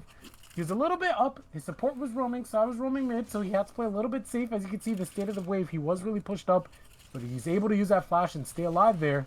See Sai trying to clear out this ward as he does, and he does get bubbled for his actions there, but ultimately nothing really going to come from it. I can't believe you didn't just say he got bubbled for his trouble. I mean, come on. You set yourself up. Oh, there's a TP in the bottom. There's a TP in the bottom lane right now. They have a flank. Yeah, it looks like they're thinking about a TP as Squig comes down, and look at that isolation Q damage. I'd like to see them turn onto the Ezreal. He arcade chips on the top side. The Den's looking at Cap Crusader. The dunk comes up from Crystal Bristle. Is he going to be able to take down Cap Crusader as he pulls him back? Cap Crusader lands a Q to get the slow, but look at the damage from Crystal Bristle. Amazing stuff there on the side of him as Dens gets the red buff. He's applying it to JJH, but he's going to actually have to back up because the rocket comes out and the tower shot comes out as well. Forgotten One actually rotates as well over there, just in case if JJH tries to do anything cheeky. JJH also having to use that flash, and now the Dens and Crystal Bristle are going to be able to take up this Rift Herald. We see Genetics actually getting poked out here and taken down by XFX. Oh my gosh, that's such a tongue twister. As Squig makes his way back down and he's like, oh, you thought I was gone? Nah, bro, I'm still here. As the Ignite is ticking. Sai is inting as he goes for the Zenith Blade and donates the kill to XFX. He gets 2 for none, actually. God damn. It's a 4-4 game and a 300 gold lead for Krakens of Love. We saw, while those two plays were kind of starting at the same time, it was a good play in the bottom lane started by Conduit, but SFX and Off-Brand Zyra both flashed immediately when they saw Squig was there, so they were able to get out of that play, conserve their HP, to then be able to continue to fight while Sai really wanted to get the kill, but as we saw here, kind of just walking it in on the Leona here, not really able to do enough damage. They had enough HP from the earlier fight using flashes early. It looked really bad, obviously, because they both had the flash. They were going to get pushed into the tower. But JJ has the package, an instant flash from Forgotten One, and will he be able to burst him down as he uses the ult? So he packages in and he goes down. Nice damage from Forgotten One, able to pick that up. Den's using the fear to get Sai to back up. And another kill goes to the side of Krakens of Love. Another kill, and they got the Rift Herald on the back end of that play as well. The Dens has it in his pocket right now. He's going to look to go bot. Bot or mid, I would think. They have really good control of the wave in those two here. Crystal Bristle actually already getting a couple of plates here in the top lane, so they could go really any lane here, and I think it would be good to be able to get some money off of it as we see the Tiamat completed here on the Dens, and that's the only thing in his inventory right now. He's foregoing any boots or anything because he has that blood scent on the Warwick. He can try to get around the map that way, but yeah, like 1,000 gold lead or so for Krakens of Love. Game 2 going a little bit better for them here in the early game than the previous game. Yeah, exactly. And it's something that they really had to do. Of course, you don't want to go down 0-2 because then that means that they're 0-3 for the season so far. And you like to see them have a fight, put up a fight, and really play for their lives here because, you know, how you show out in the early standings is really important because then you have to make up that ground later on, right? So good for them for stepping up and trying to take it back here in game number 2. We see XFX actually going in and doing a ton of damage, but he's getting traded back up to Genetics as the culling comes out. But look on the backside, the Dens is here and he's chasing him down. He's holding onto his abilities. He actually whiffs the ult. Genetic dodges it, but it's not going to matter as the Dens picks up the kill on Genetics. Yeah, again, Genetics a bit far up here on the Lucian. Maybe he thinks he's a little safer than he actually is since he has the dash, can get away. But 2 times now he's been a little bit far forward and does get punished for it. So good heads up play for Krakens of Love to notice that he's feeling himself stepping a bit too far forward. Does a lot of damage, Genetic does to XFX, but had more teammates in the area, so they're able to pick up that kill, go up 6-4 here in the early game. 1,500 gold lead here. I'm gonna actually toggle the gold here to see where the lead is. Actually, we have a fight in the mid lane. Actually, it's JJH is trying to go onto the Forgotten One here. As Sai is roaming, uses the ultimate flash Zenith blade, but actually knocked back. Good mechanics on the side of Forgotten One and actually lives. Good stuff. Yeah, really good sequencing of abilities there to get the push. Doesn't even need to get the stun. Just presses E to make sure he doesn't die there. Genetic's doing a lot of damage. Turning on to Dens as we see Cap Crusader coming down here, and he's saying, go, go, I'm on the flank, as he puts down the pillar, and he's able to get the subjugate to pick up the kill on Dens. Nice. So the Dens this time a little bit far forward. His bot lane was in the area, but Genetics able to just kind of kite it out there, get free hit on the Warwick, who really doesn't have that much engage without his ultimate. It's still on cooldown here. So, yeah, Den's a bit far forward. Good Lucian mechanics on Genetics here to make sure he keeps him at arm's distance, pulls him down while Cap Crusader comes in. Yeah, Zenith blade just whiffing there. I'm actually going to look like it actually hit, but it didn't. He's able to just cut his way back out as XFX. Doing really good this game again. 2-0-1 on this Ezreal as the pillar comes out. Forgotten One has no flash, so he's just going to get chased down. Pushes back Cap Crusaders. JJH is trying to do as much as he can. He is and teleport does come out from Crizzle Brizzle, trying to cover his mid lane here as we see Squig actually walking down from top side. Dens is also in the area, so are we going to see a fight?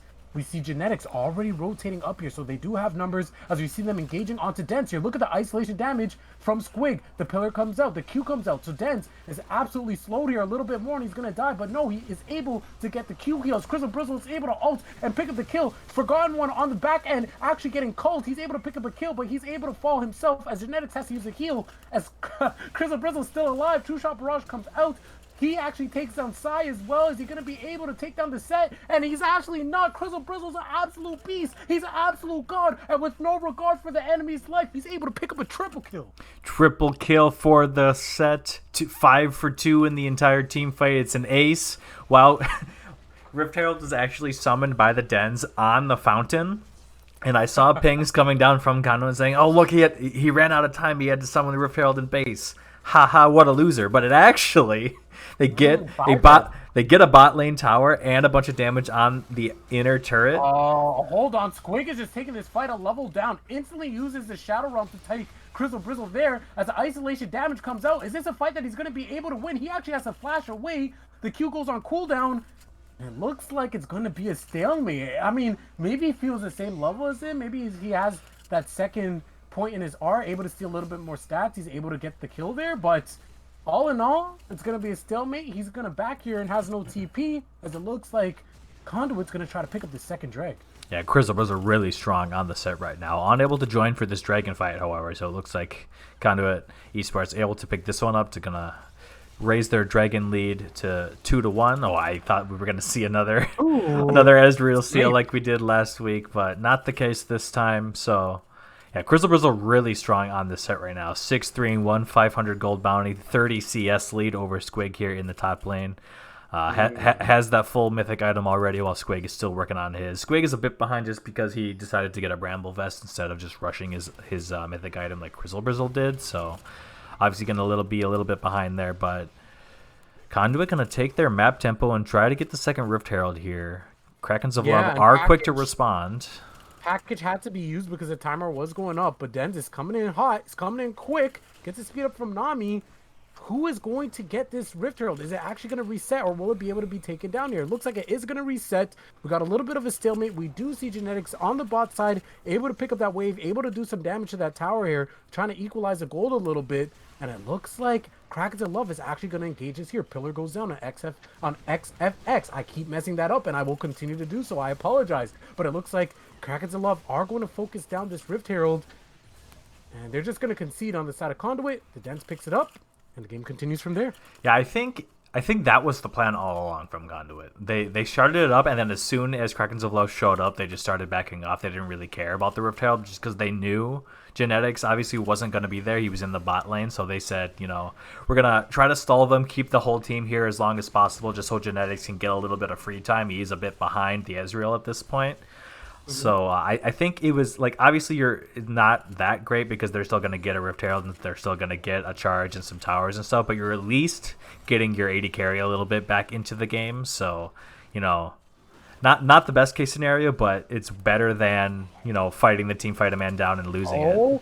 And what a Chad the Dens is. He actually just straight up ults. The bubble comes down. Are they able to get Genetics? Yes, they are. Forgotten One is doing so much damage right now. And Dens, he was super low, but he just healed back to half. And it looks like they're going to be able to disengage here. I like the confidence on the side of KOL. Yeah, I like it a lot. Forgotten One is really strong right now. I was trying to say at the beginning of the game where we had that level 1 fight, Syndra really good on 1.5 items when she's got, Ludens and tier 2 boots. She doesn't quite have them yet, but Syndra... Like the Yints? Oh, okay. It's really close, actually. But I was just going to say, yeah, the base damage and just on Syndra's abilities and her kit, she does really well in this part of the game where she's got an item, she's got a little bit of Magic Pen, and the game hasn't gone on long enough for the enemy team to pick up any meaningful MR items yet. So whenever Forgotten One's ultimate is up, he is actually just a free kill if he lands a stun on somebody, especially since there's no true tank on the side of Conduit. Syndra really good right now, has Ludens, has tier 2 boots, and a needlessly large rod now. Like I said, whenever ultimate's up, it's going to be coming up here within the next 10 seconds. If he lands a stun, someone will die. Yeah, and especially having the lockdown from the Nami, the lockdown from the set, and most importantly, the lockdown from the Warwick is going to allow him to really get his combo out and completely burst somebody. So draft is looking pretty good for the side of KOL. We'll see what they decide to do here. No big objectives coming up. 2 drags to 1. Conduit still having the lead there. But right now, the gold lead is on the side of KOL. Yeah, next objective. I guess Baron is spawning in 5 seconds, but it's a little early in the game to do that right now. Next meaningful objective is this next Mountain Drake in about 80 seconds or so. We're going to see mid lane probably get pushed out. There's a stun. Here's a Q. There's a stun. Ooh, yep, you called close. a job, but it looks like Genetics is actually able to back up. But look at Dens. He's actually able to ult. Squig actually uses his ult onto the Syndra. He's trying to cut it out, and nothing's going to come from it. The bubble comes out. Looks like very, very good dodging from Squig. Uses the heal on his W, and they're just going to disengage that.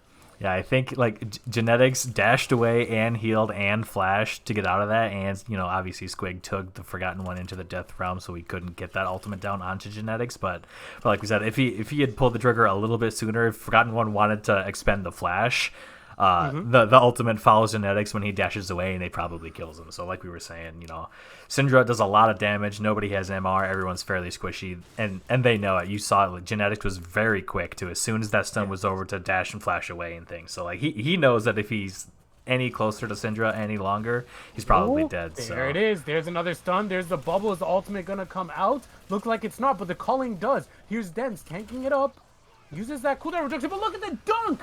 Nasty stuff from Crizzle Brizzle coming on the flank. Genetics is super low. Is he going to go down? Nice snipe from XFX as they chase down Squig. Dead is trying to get onto him. Squig is going to have to flash to his tower. He's going to live. They're just trying to putting down the pillar, but here comes the package. Corki going in, going to have to Valkyrie out. His Dens is just getting burned by the package, by the way, and Q takes him out. Kappa Crusader uses the Q to kill up Dens. Now on the backside here, Crystal Brizzle still trying to go for more. And oh my gosh, he is so strong. Crystal Brizzle as well as XFX are doing so much in this game right now, Jabba. And you love to see it. The fight coming out, the hunger coming out from this team. They do not want to start their series, or sorry, their season 0-3.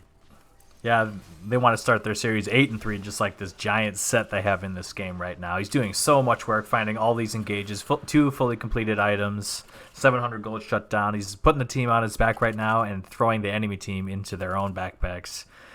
I think that was like a 5-man set ultimately. He picked one up and just dunked it on the remaining 4 people, so it does a lot of damage. I think he did he die in that team fight? I actually don't even remember. No, he didn't. He saw his shutdown. Oh, no, you're right. Yeah, so he's diving into 5 people basically by himself and getting out alive, doing a bunch of damage. So Crystal Brizzle putting the team on his back right now, doing very well. The rest of the team, obviously, doing well to follow up. XFX doing well on the Ezreal again. We didn't even mention last game. Even though they lost, he did the most damage in the game on this pick. Yeah. So, no slouch at all. 4-0-2, doing a lot of damage as well. 20 CS lead still in this mid game. I would not be surprised if we went for Baron pretty soon on the side of Krakens of Love. They have a lot of good pick potential when they start the Baron, and they can turn around on Conduit Esports real quick with all the engage that they have. So would not be surprised if that is on the menu pretty soon here. Now on the side of Conduit, you're gonna want to play the scaling game, right? You got double AD carries, double marksman. Corki really strong in the late game if he can use his package correctly. They got the Lucian as well, so they just want to keep scaling, play that game, and hopefully they'll be able to come back and take it. They're down a significant amount of gold right now, so definitely not in their favor. They're definitely behind in items, definitely behind in gold. And slowly but surely, they're going to try to come back to this game. As Pillar comes out, side, trying to engage here, actually flees because of Den, so nothing going to come from that. But on the bot side, Brizzle able to pick up that tier 2. Yeah, the longer they take here, the more Crystal Brizzle is gonna get in the bottom lane. So they have to make a decision to engage on the 4-man squad or to set someone down here, because the set's gonna keep punching stuff until they die. We've seen it before. So he does get a tower and pushes the wave into the inhibitor there. Someone's gonna have to sit and babysit now. Now, Krakens of Love have the map tempo here. Crystal Brizzle has TP to join the 4-man if they want, so they could start the Baron here. They would have to force Conduit to answer that, and while Crystal Brizzle stays in the bottom lane, there's another stun, but I don't think he'll die. Yeah, he's fine. So, doing a good job right now, Krakens of Love, playing around this vision, playing around their strong solo laner, trying to pull Conduit Esports across the map to try and get some macro advantages. Reaper comes out. Looks like they're going to try to clear out this vision here on the top side. A ton of that is there. Trying to just get a little bit of control there. Don't want them to start the Baron without them knowing. Want to at least contest and want to at least fight it as Dens clears out some vision over here. And looks like on the bot side, JJH is going to be trying to match Crystal Brizzle, take advantage of that range. Set won't really be able to go in on him unless he flashes, and he doesn't have flash up. So even then, he has Valkyrie to try to get out. So he's just matching that there. But remember, Crystal Brizzle does have his TP up as well, just in case if anything does open up on the top side. As we see an engage, the calling comes out. Ultimates misses as the Nami, Opera and Zara, actually uses her ult to disengage, and nothing going to come from it. I like the look from Genetics. He was able to chunk out quite a bit. Cap Crusader actually lands a pillar. I don't know if he wants to go for this. Doesn't, and it looks like they're just going to back out. Yeah, it was good on Genetics. He does find a really good trade onto the Forgotten One. Doesn't get hit by any abilities and forces the flash. So that big cooldown for the Syndra not going to be able to be used here for the next Dragon that's coming up in 80 seconds again here. 2 for 2, tied for Dragons here. So both teams are going to want to be around for that. Getting that Mountain Soul shield is going to be pretty important here since there's so much damage on both sides. Having that little bit extra HP on top of your health bar with the shield is going to probably be the difference between getting one shotted by a Syndra ultimate or not as the game goes along here. So good point. Yep. A little bit. Corki also has that shield bow as well, right? So that extra shielding buff coming from the Mountain Soul, if they do get that, will be huge for him. So yeah, I completely agree. That's something that both teams really want to get, and more importantly, on the sides of double marksman comp, they're going to want to get in. Look at this brush. Hold on. Looks like they're going to try to put something up here. Krakens of Love are here first, and Capra Crusader's going to face check. Yeah, he face checks and instantly gets bursted by the Forgotten One. Really, really good play here. They knew that they were going to try to set up for the Dragon. They had first move here, like you mentioned, Jabba, and they're able to take down Cap Crusader. He's down for 30 seconds. Now, do they look for the Nash? Because they could do Nash and then maybe transition to the Dragon, but it looks like they're all posturing mid. Yeah, I think they want to walk to the Baron, it looks like. Squig is going to try and head them off here, but Grizzle Brizzle's gonna say no to that. It's going to use the ultimate. Here comes the Valkyrie, It's though. packaged. Very, very nice package, but is anything going to come from it? As Crystal Brizzle is doing so much damage in the backside, XFX actually takes down Corki, but Corki's able to take down off-brand Zara. Genetics trying to attack Crystal Brizzle. He has a huge shutdown. Will he actually be able to get it? XFX actually arcade shifts over the wall and is able to pick that up, just missing the Q, as Crystal Brizzle is actually able to pick up the kill onto Sai, and it looks like they're going to be going over to that Dragon. Are they going to go to that Nash? I think they're going to go to the Dragon, and they're able to take that very convincingly. Just one support going down on the side of KOL, but 4 members on the side of Conduit Esports. It looked really good. The package from JJH kind of going across the screen there, it looked a little weird just because he like kind of came from the bottom and flew off screen, off the top, and it didn't do anything. But then it was a really good Leona ultimate from Sai. It hit off-brand Zyra and the Forgotten One, who were just sitting there on the package. It was like a build your own Rumble ultimate almost, where it did a lot of burn damage, and that's actually what killed the Nami there in that fight. So it's a shame that the whole team wasn't there and ready to capitalize on that, because two high priority targets were sat there burning to death, not able to move. So if the rest of the team was going to be able to capitalize on it, it was going to look really good for Conduit. But as we saw, XFX on the Ezreal, Arcane shifting over the wall, was full HP, was untouched that entire fight, and was able to do a lot of damage. So that's what swung the fight the way of Krakens of Love again here. Yeah, and this is the second game where XFX has been a huge factor. We talked about it. Game 1 actually did the most damage in the entire game.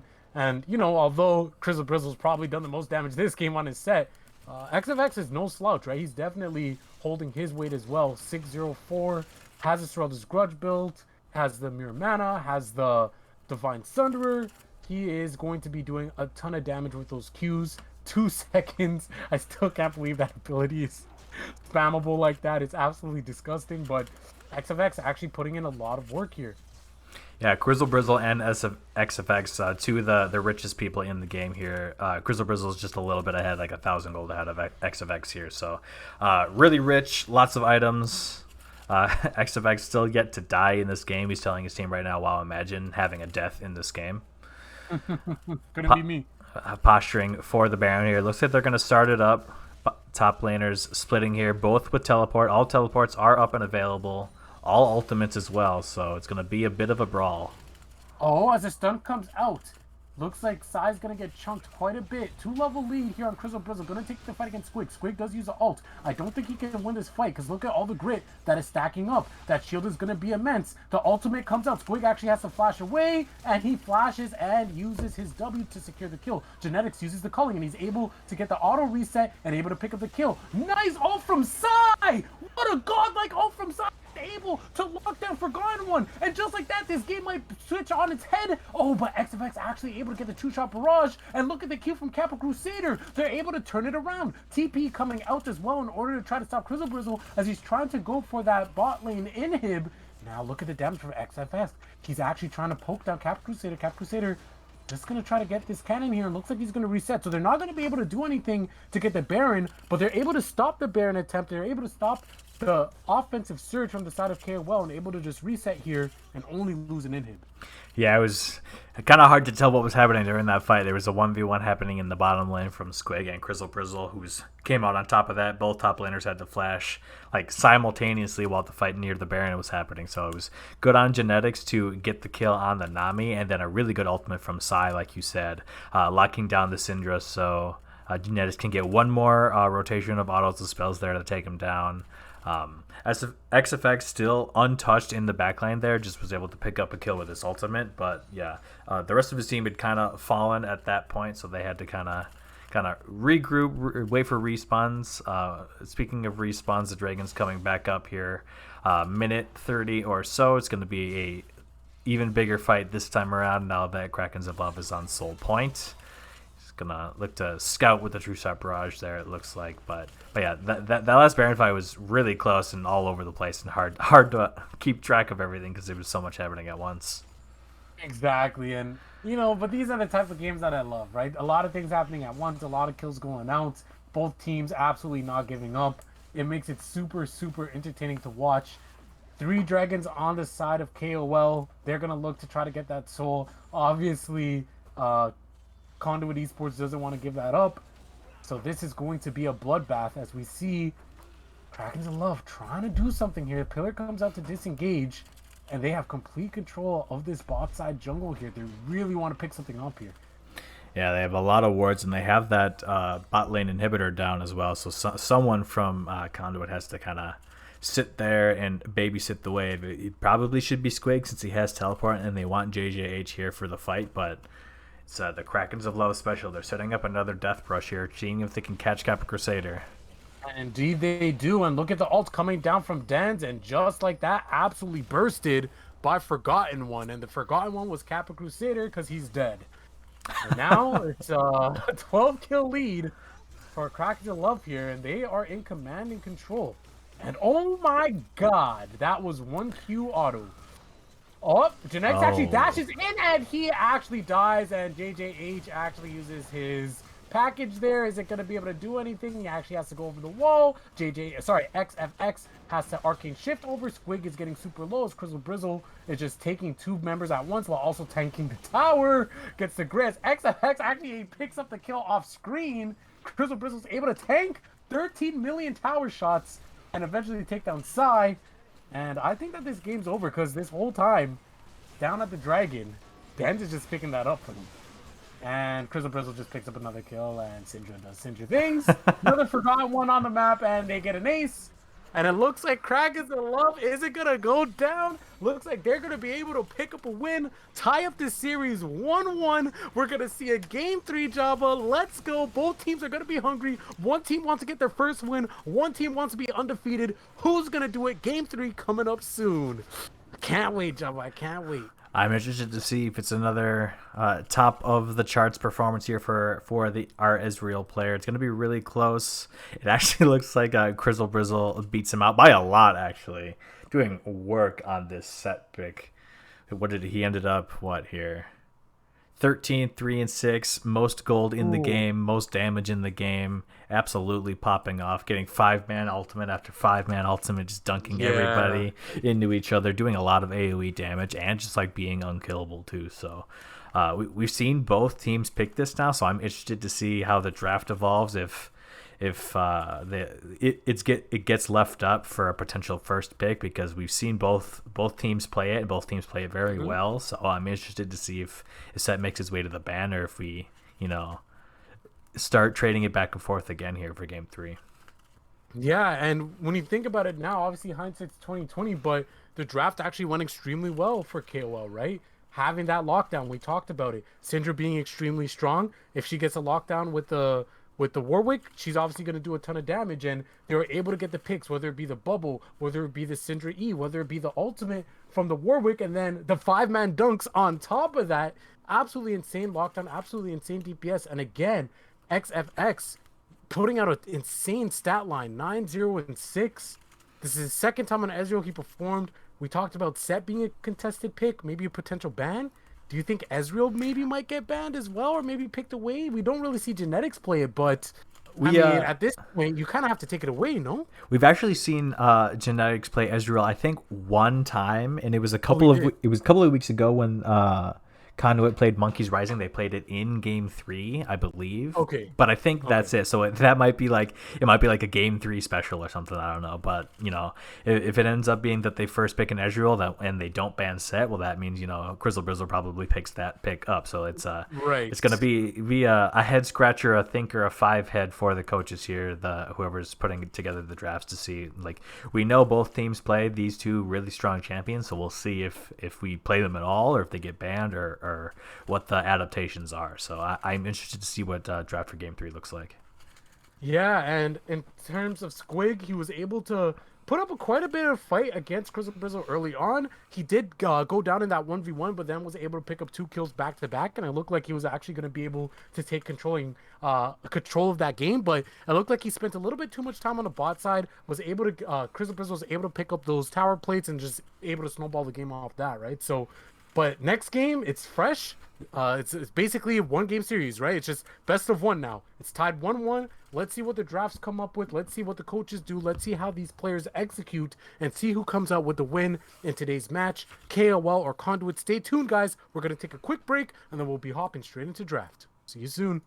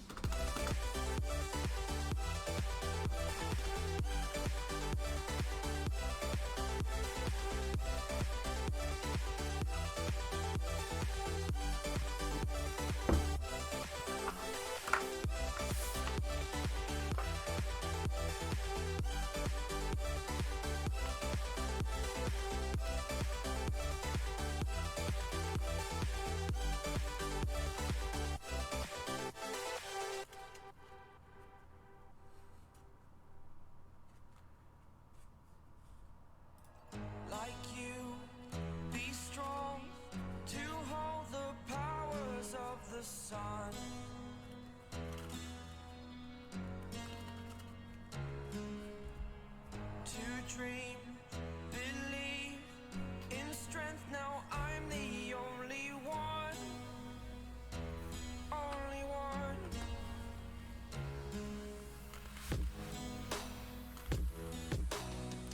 I was an ordinary boy until I broke the rules. My life destroyed, a life destroyed. Until I walk awake, scream my mind, I shout, the ground shakes. How much can I take? My mind will break. Will it break? Can I take? Can I be your superhero? Superhero.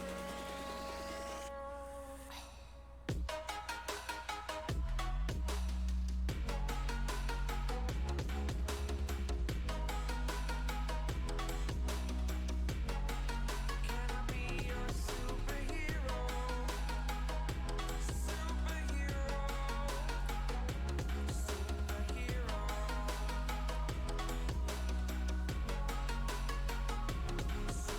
Superhero.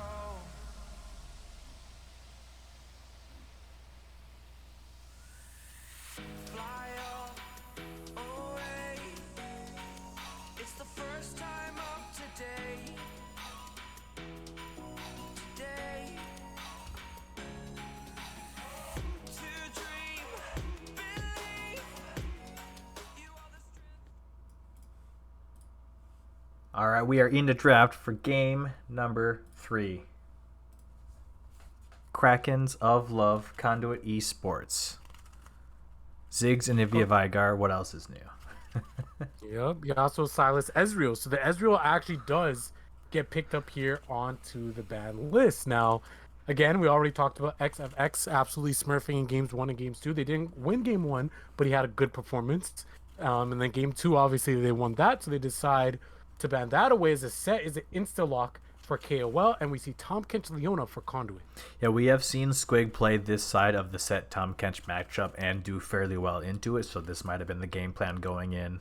If we had to ban the set or the Ezreal, we'll ban the Ezreal, they'll pick the set, and then we'll pick the Tom Kench that we've seen Squig, perform on in this matchup historically. So I'm liking it so far. Big, beefy frontliners out of Conduit here. Again, Tom Kench, pretty hard for set to kill, but it is a it is a big health bar to throw into the enemy team with that set ultimate. So we'll have to see if the positioning for the team fights ends up where Grizzle Brizzle can line up those 5-mans again. They did a lot of work in the game previously here, as we see Nami Ashe in for the bottom lane. Really good slowing, kiting type of lane. Not sure how good it is into like a Leona, like aggressive lane. I don't know if they want to pick Draven here, if it's going to be back on the Misfortune, but Nami and Ashe fairly immobile into the engage we already see Conduit Esports having, and fairly squishy as well. So Yeah, and with the MF coming through, MF Leona rounding up that bot lane, we have seen Genetics go for that Serpent's Fang second on MF last time when they face a set. We'll see if KOL does go for another champion that has a shield where they can get value off of that. We know Ashe typically does like to go Wit's End into, what is that item called? Sorry. Shield Bow? There you go. Thank you so much, Jabba. Shield Bow. So might be able to get value there right off the bat with those two picks in the set and the Ashe. So we'll see how that goes. But some more bans coming up. The Syndra actually gets hit on the list, and Corki. So some champions we've seen in the previous game now also being picked up here on the ban list as well. Yeah, we'll see if Trundle is still on the table here for Conduit, if Copper Crusader wants to pick that up. It looks like if they pick Orianna here, they're going to save jungle for a counter pick here on the side of Conduit. So Orianna, good. It's a good safe pick, good team fight pick. Really good into those squishy champions that have a hard time, getting away from that ball, from that shockwave. So put that on the Leona, put that on the Tom Kench. Press R seems good. Trundle's actually going to get picked up by the Krakens here. So taking that pick away and then counter picking against mid here. So this leads me to believe that Conduit has something spicy in the jungle, that they're saving it for last pick here. But we'll have to wait and see. Malzahar, interestingly, gets picked up here.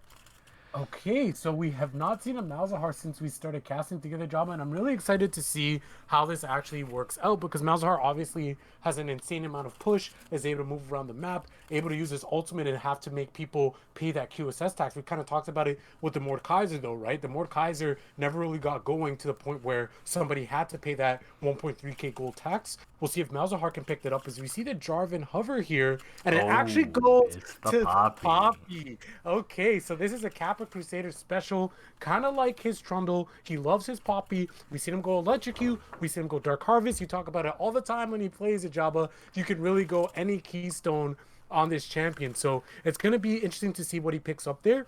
And I kind of want to just nerd out here a little bit too because I love Tom Kench Oriana.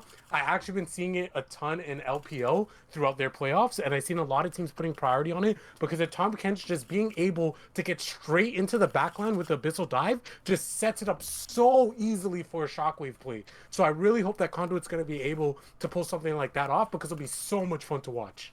It'd be a lot of fun to watch. It's a lot of good supplemental engage as well. Like the Tom Kench doesn't even need to be the first one in. It could be like a Leona going in there or throwing the ultimate down to like guarantee that that abyssal dive, comes up and actually hits somebody since it's, has that long channel time. So a lot Yeah. of other engage buttons when you have a Tom Kench is always really good just because it like has like a ramp up time. And then when he gets there, there's a lot of stuff already there waiting for him. It's really good and it's a lot of CC and he never dies. So interested to see.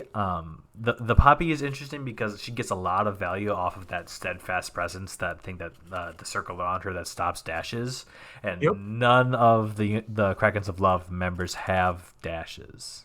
Right. So it's kind of just gonna get used for the speed up in this game, just because it's not gonna get any value out of that, stopping the dash for that extra CC, but.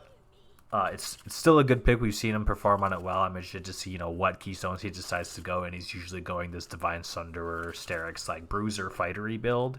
So we'll see if he does that again, or if he goes for more tank, or if he goes some weird damage build. We'll have to wait and see. So I'm just interested to see the Malzahar. One of my Clash teammates plays a lot of Malzahar and has a high win rate on it. So Nice. used to seeing good Malzahars play. I'm interested to see how what the Forbidden One has here into the Oriana, like you said, has really good push. So we'll see if they try to make moves around the map with the Trundle Mezahar duo. Yeah, and on the side of KOL as well, they have really good disengage, right? So for Conduit, they obviously want to go in, whether it's the Abyssal Dive, as we talked about, or the Leona landing her ult, right? Or the Poppy just rushing in.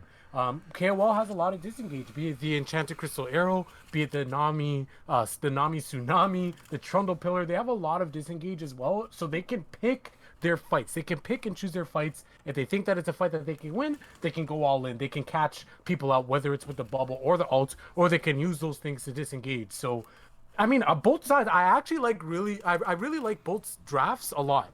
This game three is going to be extremely interesting. I'm not sure how bloody it's going to be.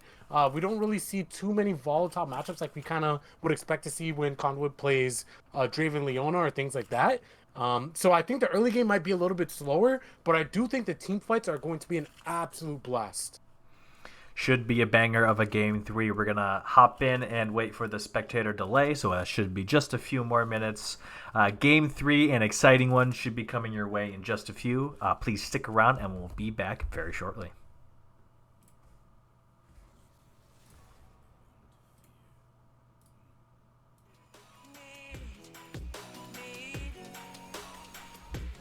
Oh, gonna give it a shot. Only one of me to shield you all from the enemy. You're a superhero. You're a superhero.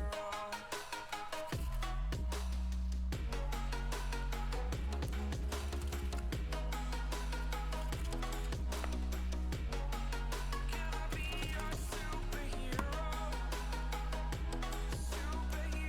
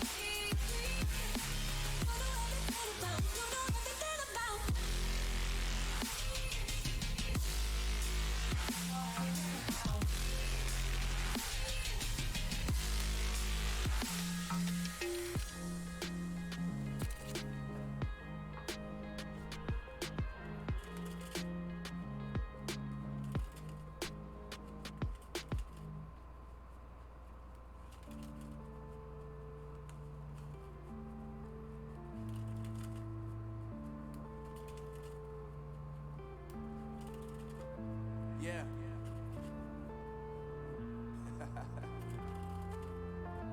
Unknown brain. Marvin Devine. I'm saying bye to all the lies and all the times you cried, saying that I wasn't right, yet I was right by your side. You manipulator, playing games, your friends commentators, and I don't know what you say about our private conversations, but it's got them hating. Thanks to all the rumors you be claiming, it's cool, I'm done with you, so they can throw you a celebration. You gon' hate it when you see me with somebody living better. I'm trying to tell you that me just doing me gon' have you jealous. I know that I gotta stay away from all your games, yeah. I know that I found somebody else to love me one day. You'll realize the grass ain't greener on the other side, no. You did me dirty for the last time, so now I gotta say goodbye.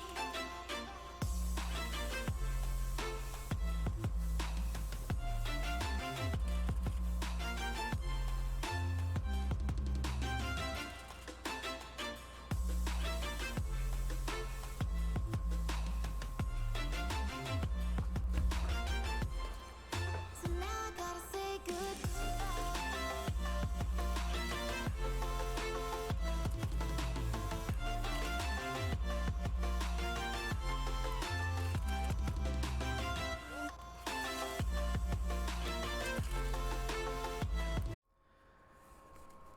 All right, and we should be back now. Sorry again for the technical difficulties. We got stopped, but we are still in the early game here. Nothing has been missed yet. So again, sorry about that. We're going to roll right into game 3 here. Krakens of Love, Conduit Esports battling it out here. Week 3 of Blue Otter League. Nothing too exciting happening yet, of course. Junglers having the same start, actually, on the same side. So we might have some early fighting around the top Scuttle Crab, as we see the Forgotten One doing Malzahar things in the mid lane, spreading around the space germs. I don't know what you want to call it. Yeah, it's just what he does, and then eventually he's just going to be able to get his little minions out, and his push is just going to become extremely annoying. And I do think that we are going to see a little bit of a slower early game, not as much of a bloodbath. But then again, it is the Conduit Esports game, so I could be wrong, right? I could be wrong, and we could see a bloodbath ensue. So we do see Cap Crusader actually going for a 3 camp here. So he went from his blue to his Gromp on his red now. So it'll be interesting to see if he does go for a 4 camp to set up before the crab, or if he transitions to maybe a topside gank. We did see a lot of vision go out into the Krakens of Love jungle, it went into Capra Crusader's jungle, so the Dens and crew will know where Capra Crusader is in this early game. There was 2 wards placed on his red side, so they know where he is now. The wards have expired, but they could guess that he started bot side, so they know where his clear has taken him now. So both mid and top should know he's in the area, so they're going to play it safe. Capra Crusader actually looks like he's gonna double back and go for bot lane scuttle, since they could figure that the Dens is gonna beat him there. So instead of trying to fight for it, he's just gonna cut his losses, take the walk of shame back to the other side of the map. But it'll end up being even anyway, so I don't think he minds too much. Yeah, and it looks like Dens is just gonna run straight through mid, and it looks like he's still gonna actually meet with him there. And we might see a fight happen at this bottom crab. Now bot lane should be able to rotate first. He has no pillars, so he won't be able to actually take the shield off of the crab here. Capra Crusader actually looking, charges him into the wall. He's able to do a lot of damage here, as Dens has to actually flash, as Capra Crusader flashes and gets his speed up. As you mentioned, it can't stop dashes, but it does speed him up, as off-brand Zyra actually gets a heal. But Psy flashes over the wall and gets his stun, as we see the slow come out over the wall from Genetics, and first blood picked up from Capra Crusader. Nice teamwork and nice rotations, and looks like Capra Crusader is going to just be able to wrap around and pick up that Scuttle Crab as well.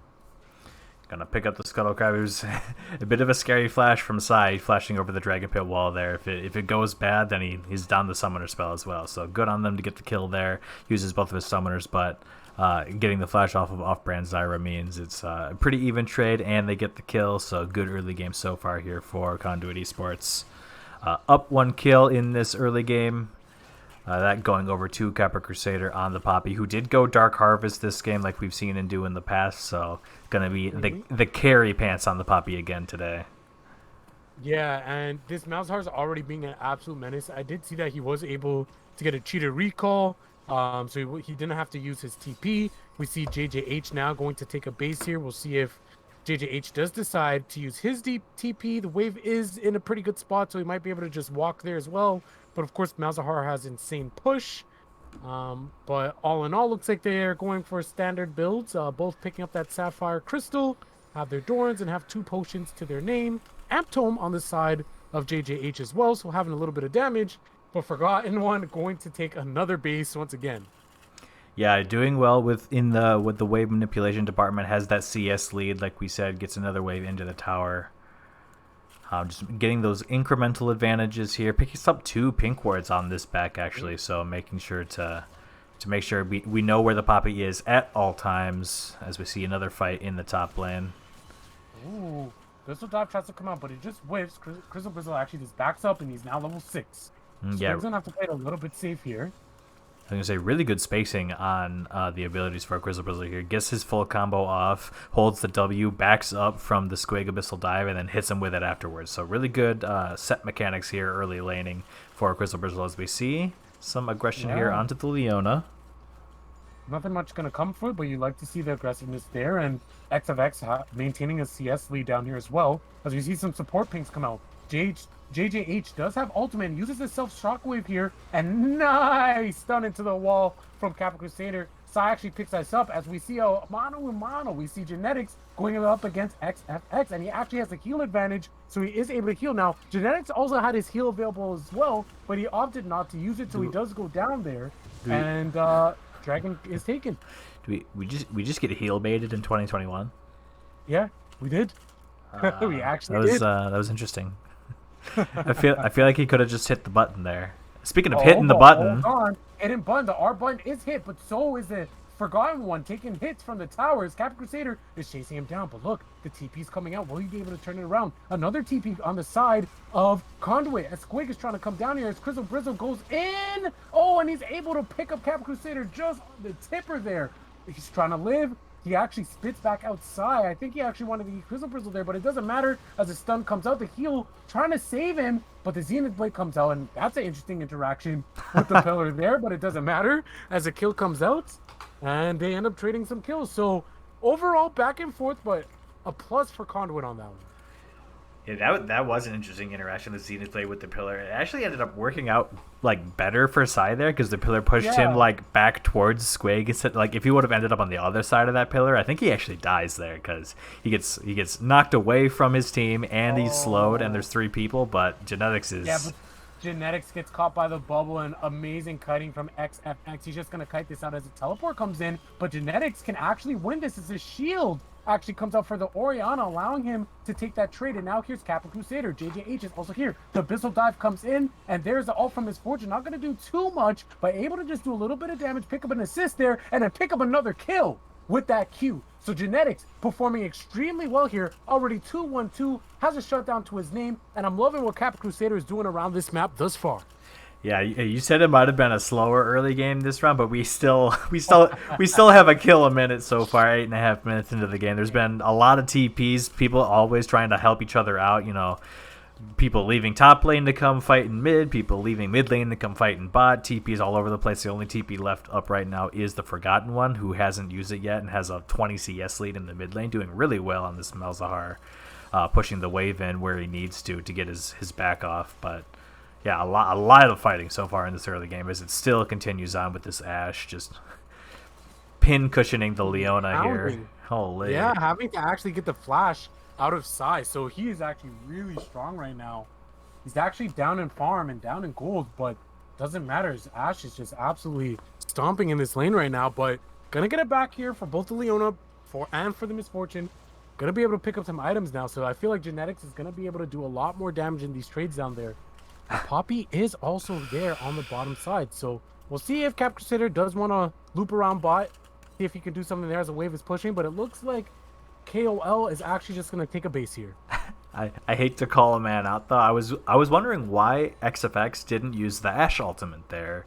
onto Sai because he's level 6 and he has it. But if I hit this button here, we can see he's level 6, but he accidentally put a point into a different ability, so he does not have his ultimate. Oh my! You God. can see on the sidebar there, he's level 6, but the Yeah. Ashe ultimate's grayed out a little bit still. It's because he didn't level it up at level 6, so he didn't have a chance to use it there onto Sai. So a bit of a finger mishap there. Yeah. I don't know what he had leveled up up until that point. So what he accidentally put the point into, I don't know. But yeah, a bit of a misclick there. So hate to call a man out, but we got to. So Yeah, because definitely if he had the enchanted crystal arrow though, there it was definitely a kill, right? 100%. Because even if Sai has his flash, he's still stunned up there and he's still dead. But see Cap Crusader here on the side as Shockwave tries to come up from JJH, actually misses. Den's a little bit too fast there, but Shockwave is a pretty short cooldown, so not the absolute worst. We see Genetics actually trying to chunk out a little bit of damage here. It's a little bit of back and forth, Jabba. a little bit back and forth. XFX. Oh, actually, we have a fight in the top lane still. Yeah, the set ult comes out. And yes, you called it in draft, Jabba. This is a matchup that Squig has played before, right? He has played it on the side of Tom Ketchum. He has won it. And he's actually playing it really well. He's only down on a little bit of CS here, almost even. As you see Dens come in here, uses the pillars. JJH has to flash out. Yeah, that's a good flash there.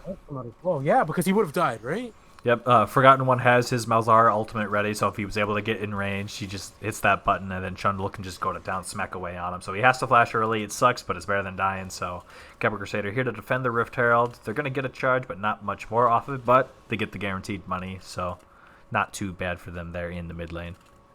Now, first Dragon was picked up by Cap Crusader, and we see Dragon going to be spawning relatively soon as well. Bot lane does have full push. They do have full prio, so I would think that they want to take advantage of that as well.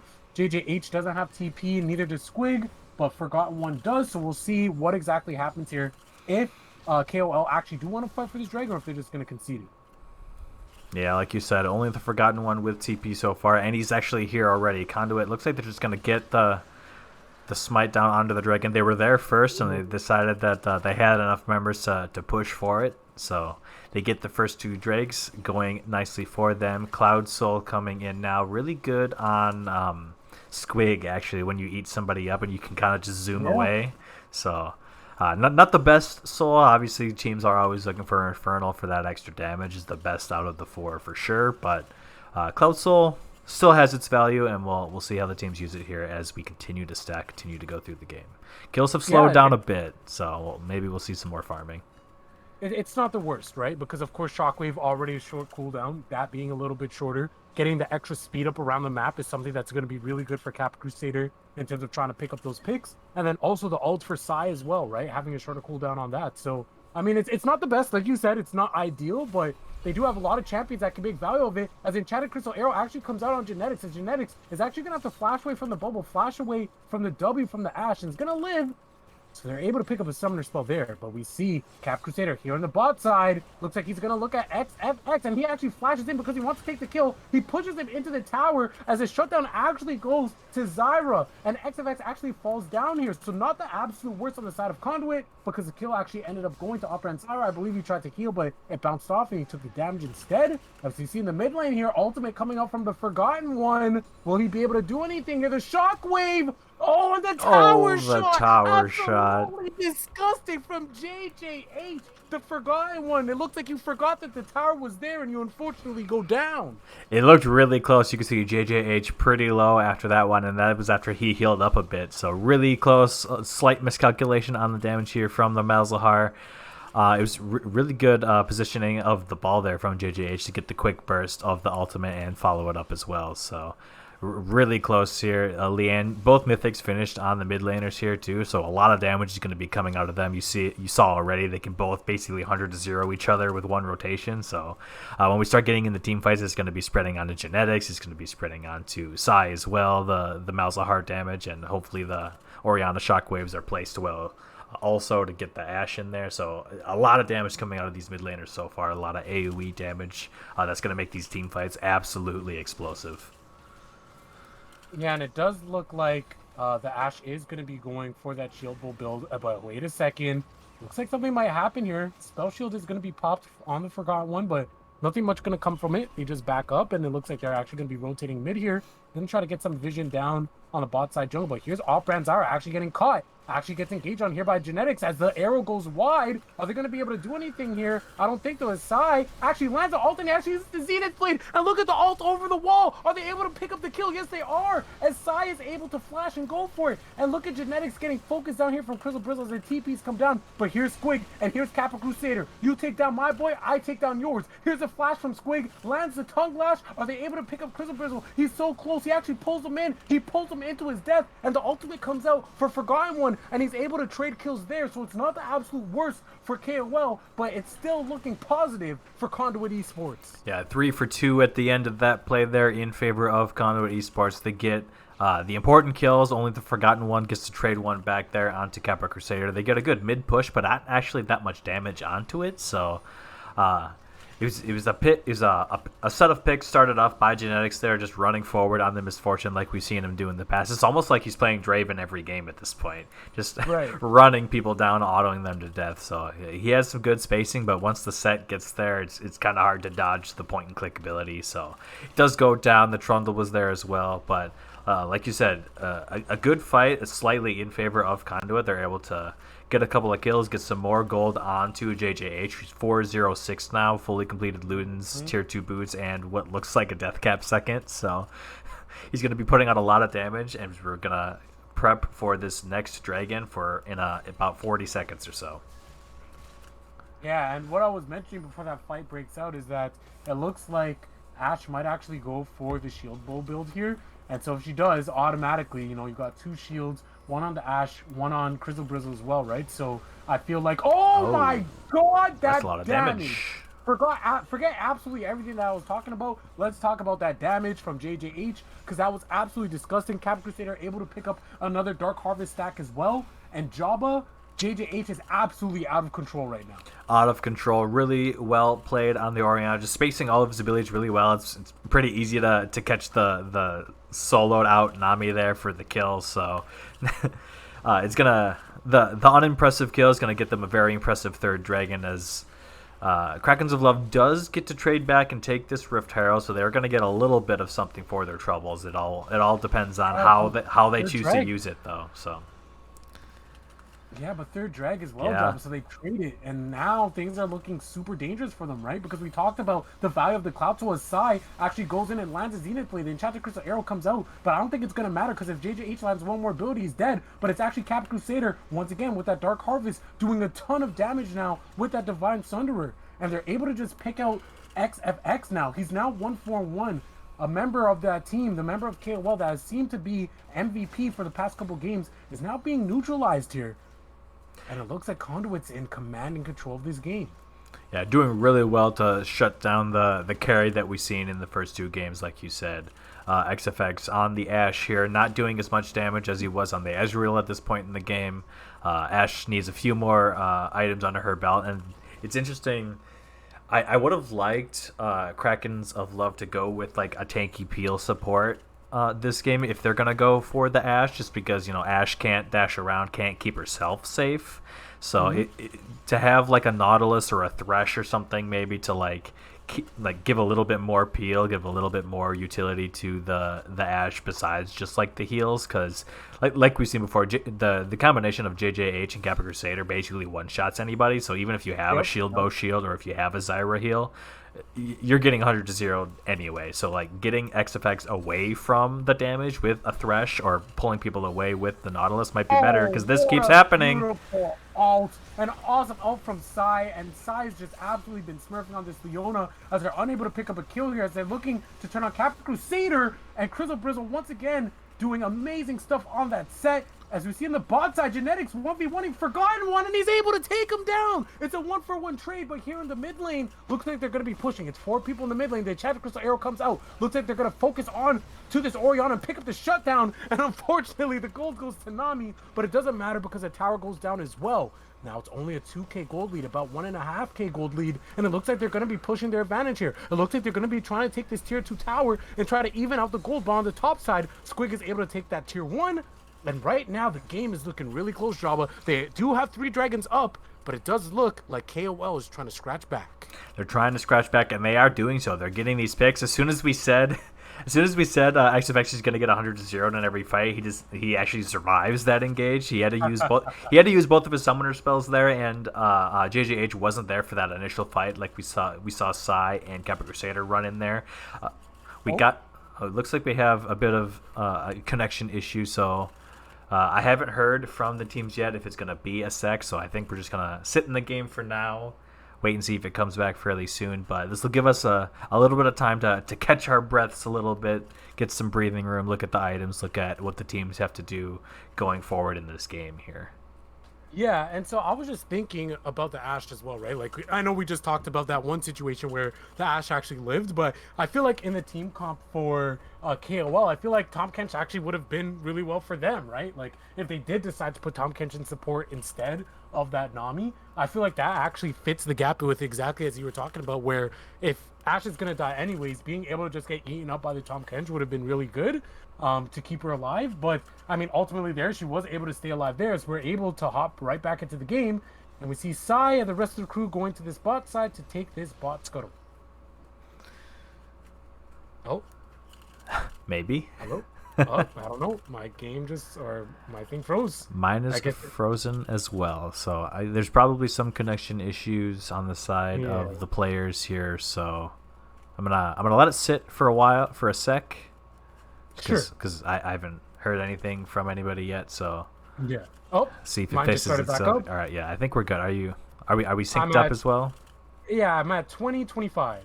All right. Yeah. 2005. Sorry. All right. Well, continue on here. Hopefully, there's no more interruptions, but but there might. As soon as we say that. But there might be. So, well. Yeah. So it looks like they're saying that Crystal Bristle's having some issues, and he's actually going to be completely restarting the client. XFX is actually having client issues as well, so XFX is also restarting the client as well. So. Just having some client issues. Thank you, Riot. You have a great game, but client just causes a little bit of issues sometimes, but it's fine. All right, so we'll take stock of the game here while we are in this pause. Take another look at the gold. Conduit up about 1,000, up a couple of kills and a couple of drakes as well, sitting pretty in this game so far. Looks like Genetics is going to look to take down the rest of this bot lane outer since he's got a fat minion wave here. Doing fairly well, has a lot of gold. We'll toggle the gold here for a sec.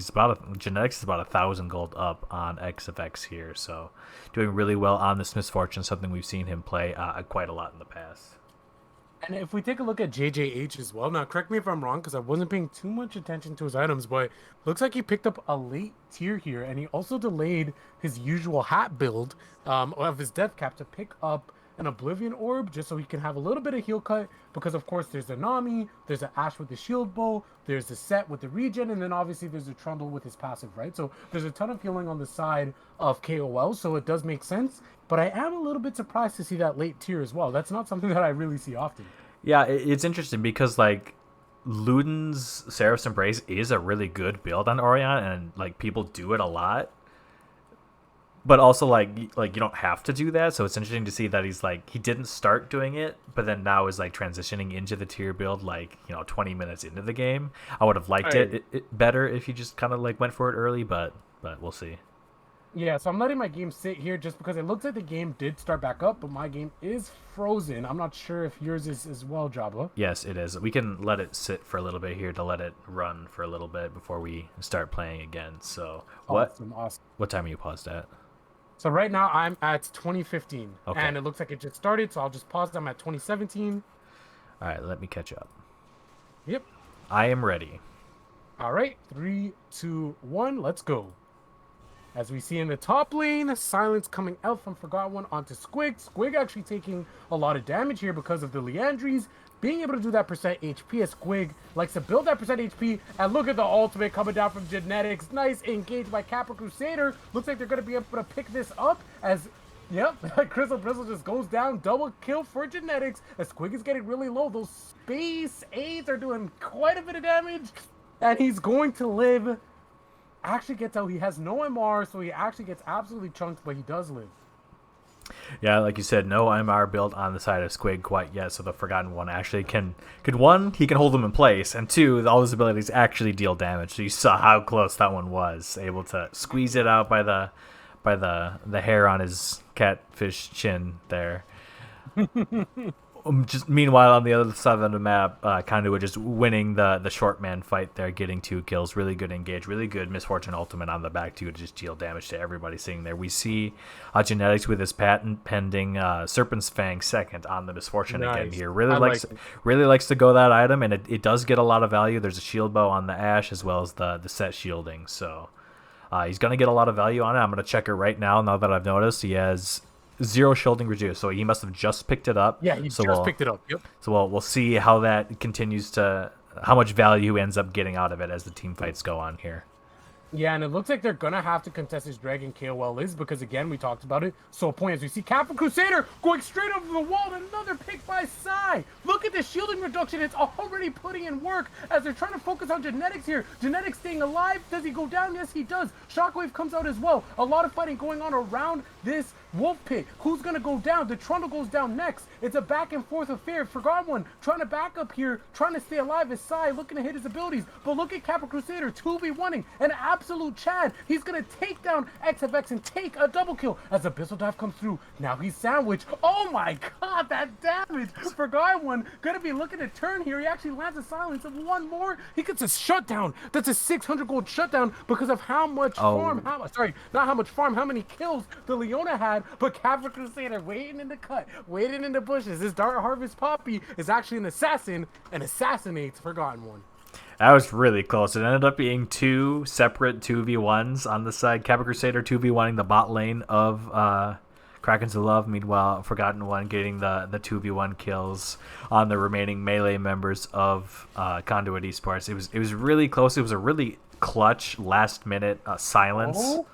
But look here. Both teams really want this dragon. Again, Genetic playing like Draven. Teleport. You see TP coming out. There's Squig as Crystal Bristle's just going to get absolutely decimated. Once again, the Serpent's Fang having a ton of value, and they're going to be able to just start up this dragon. Jabba, they're going to have to fight. They can't just give this up, right? It's a 4v5, I know, but if they give up this dragon, once again, it's going to be soul for the side of Conduit. Malzahar TPing in behind right now. It's going to be another team fight.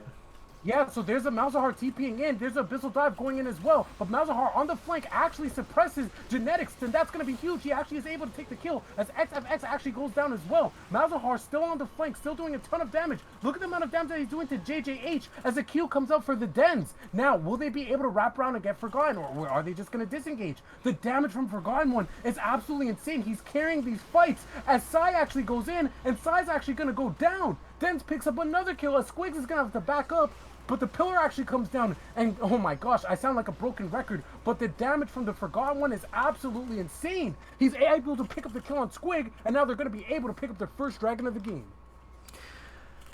That was a long team fight. Holy cow. It was a really good team fight from the Forgotten One. Got the jump on Genetics there. He was able to ulti him in the back of the team fight, and no one was able to even get in range because the rest of the members were in the jungle of Krakens of Love. So really good TP ward there for the Forgotten One. Was able to get in behind and basically just like 100-0 Genetics for free.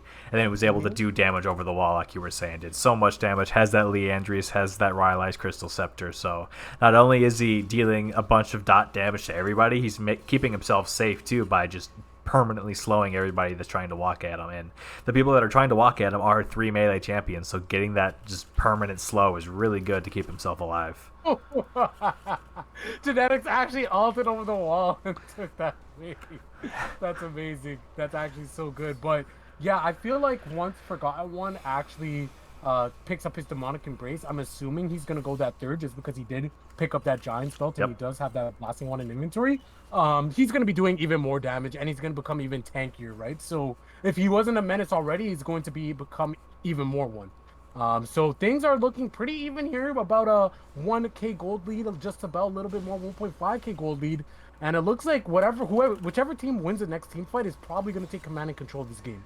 Yeah, next team fight, since it's so close, can go either way, and it probably means Baron for whoever wins. So you see Conduit Esports here first, but a good Ash Arrow.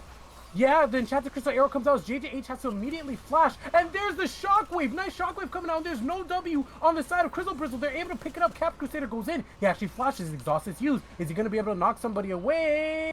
And he does not. But there is Squig. He's looking to engage. He's looking to land the stun on Forgotten One. Will he be able to? He's not able to as they look to kite back here. And are they going to look to start up the Baron here? Looks like they might.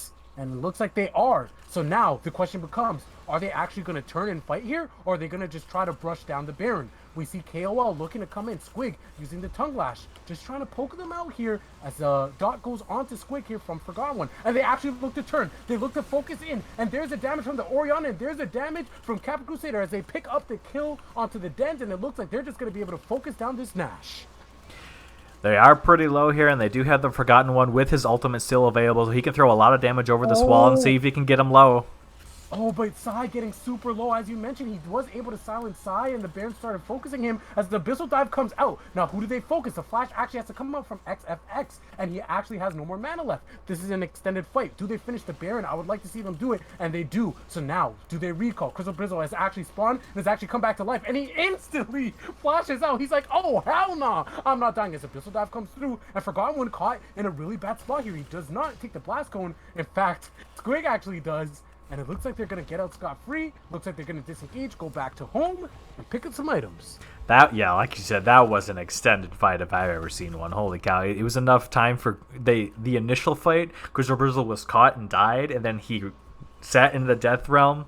Like, he sat dead and then ran all the way back and then immediately flashed once he got there. So that fight was, like, like literally a minute long, maybe longer, where it was just constant kiting of the Baron.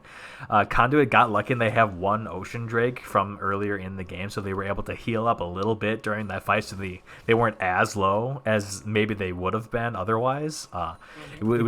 It was really on the Forgotten One there on the Malzahar to try and throw damage over the wall to get them low. You saw he landed one ability on the Sai who was near the Baron, and he almost died. So, again, that fight, it goes either way, really close. These teams are really well matched up here. It's about a 4K gold lead for Conduit now. They're going to look to use this Baron power play and a big Shockwave. Absolutely nasty from JJ8, setting up the kill for Genetics. Now they're going to be able to take this mid tower quite easily, and they're going to continue to push with this Baron. Amazing Shockwaves from JJ8's Scheme Jabba. Yeah, doing a lot of damage. Has that Archangel staff completed. It hasn't fully transformed yet, but he does have the Blighting Duel in inventory as well. So he has a lot of Magic Pen, and as we know, Ash, very squishy. Even with the Wit's End, he has fully completed now. Doesn't have that much MR, so still gets one popped. Fairly low cooldown on the Oriana ultimate here. Half the cooldown are already back for it, so they will be able to use it if this siege stands for any longer. But I don't. It's hard to push in even further into the base here, just because they don't have side waves in the correct spot to be able to put pressure in multiple spots. They do have teleports on both their solo lanes, so they could look to 1-3-1 action if they wanted to. But they'll probably just try to keep Krakens of Love here because the next dragon is coming up in 10 seconds, so they want to push them as far into the base as possible before they go for the objective. Oh, but look at Den stepping up a little bit too far. They did not know that Sai was in the corner there as Crystal Bristle tries to go in, but nice disengage from Cap Crusader to push him into the wall. The Zenith Blade comes out, the ultimate comes out as well. The Eat from Squig to get XFX down and double kill for Genetics. This is looking all but over. Will they even need that last dragon? I don't think so. Look at this stuff from Cap Crusader. Is that how that ability works? He can stun from over the wall like that? Squig actually tries to go in, not able to find anything there. He's just trying to back it up. The minions are focusing him as well. They're able to get the inhib here, and they're able to keep on the push. Now, does Conduit Esports decide to continue the push, or do they decide to just back it up? They're really low. Yeah, they're really low, and it looks like they're trying to force it here. Are they going to try to take this tower? No. Somebody's making the executive decision. Somebody's making the call to say, hey, guys, let's not bite off more than we can chew. Let's back it up. We can take this dragon, take soul, reset, and live to fight another day. Yeah, their Baron buff had just ran out at the end of that fight there, too. So I think the smart move is to back up, go for this dragon, since they don't have those buffed up minions anymore. They have to kind of DPS this down fairly quickly because Krakens of Love are on the way. Yeah, they are on the way, but it looks like they're going to be able to get it. They should be able to speed up as well. They now have the Cloud Soul in their back pocket. They'll be able to take the bot side jungle and take it back. And yeah, we already talked about it early in the game, right, Jabba? The ultimates coming out now for the Leona are going to be a lot faster, as well as the Shockwaves are going to be a lot faster as well. And Kappa Crusader, we've seen him be a menace in the jungle, so having that extra speed up is going to make him even more of an annoyance as well. Yeah, Capra Crusader being really big on this Poppy, 9, 3, and 9. Really high KP, just finished his Thornmail as well, so if he wasn't already going to stick to XFX and try and kill him by standing next to him, it's gonna be even easier now for the Poppy. Does have the Wits End, XFX does. Wits End a little bit nerfed on this patch. I think it's less on-hit damage and less move speed than it used to be, but still a really good item for Ashe. Still gives the defensive stats and the move speed and the extra damage. So still a really good item, but we'll have to see if he's able to kite it out in these team fights. They've done a really good job of getting onto him. Squig has, getting onto him, getting those stacks on, eating him up, negating all of his damage in team fights. So we'll have to continue to keep that up as they push in top lane outer here. Yeah, they're going to just push Or it in inner. slowly and doing a ton of damage. Looks like the minion wave has arrived. JJH chilling in the cut, chilling in the corner. They have no vision there. Actually, yeah, because the pink ward is nullifying that ward as Den steps up. It was getting a little bit close. As Sai actually goes in. Is he in deep? We're yet to find out. Looks like he's just disengaging here as they're able to take that inner tower. They're going to continue to push here. Now, remember, super minions are pushing down mid. Yep. Somebody is going to have to come and deal with that wave. Now, what do they decide to do? Are they going to just try to push along with that wave? Or are they going to try to continue the top lane push? Yeah, the longer Conduit Esports takes here, the better, because those super minions are coming in. Yeah, but the Enchanted Crystal Arrow does come out and the Shockwave actually whips. It looks like they wanted to use it on Squig, but it didn't quite work out as XFX is trying to DPS, but actually is doing no damage to the Tom Kench. He'll actually have to come out for Dens as well. It's Cap Crusader on this side trying to look for something, but doesn't quite do anything as the damage from Malzahar's comes out. So Crizzle Brizzle trying to look, trying to engage, but actually getting poked out here. Trying to sustain here with the help from Nami, but they do have grievous wounds on multiple members now. The Oriana has it, as well as the Misfortune, as well as the Thornmail on the side of Poppy. So the healing not going to be as potent. We'll see what they decide to do next. There's actually a heal cut on every member of Conduit right now. There's a Mortal Reminder and the Orb on the Oriana, and then 3 Thornmails on the rest of the members here. Squig doesn't have it fully completed yet, still has the Bramble Vest in inventory, but they're going to use their position and their mid lane inhibitor that's still down to get their second Baron of the game and look to push to end soon.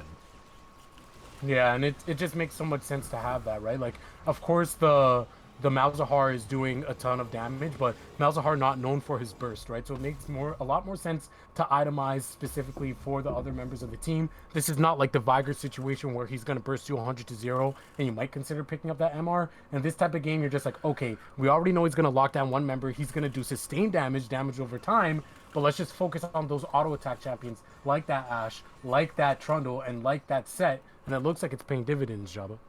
Yeah, and since they have so much engaged, the theoretical best scenario is that if you can get in and one shot the Malzahar, then there's no magic damage on the side of Krakens of Love. So then all your Right. armor itemization can be that much more effective because you're not getting hit by magic damage because you get in there and just kill them, take them off the map. So Exactly. that should be the goal. They're looking to push in this bot lane out or inner turret now that they have Baron buff again. Elder Dragon not up for 2 more minutes, so they can look to have this extended siege here with that mid lane inhibitor still down. Like I said before, the longer this takes, the better, because that mid lane is just going to auto push. So we'll see if they can get how much they can get off of this. Yeah, and they're just playing it slow. Cannon Minion doing his job, just sniping it from the back.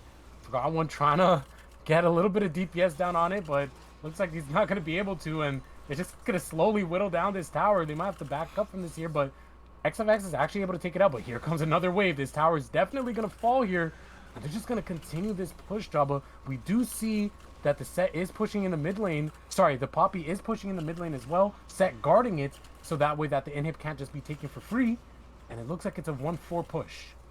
Yep, they're putting Capra Crusader there in the mid lane because the mid lane inhibitor has respawned. Now, big shockwave!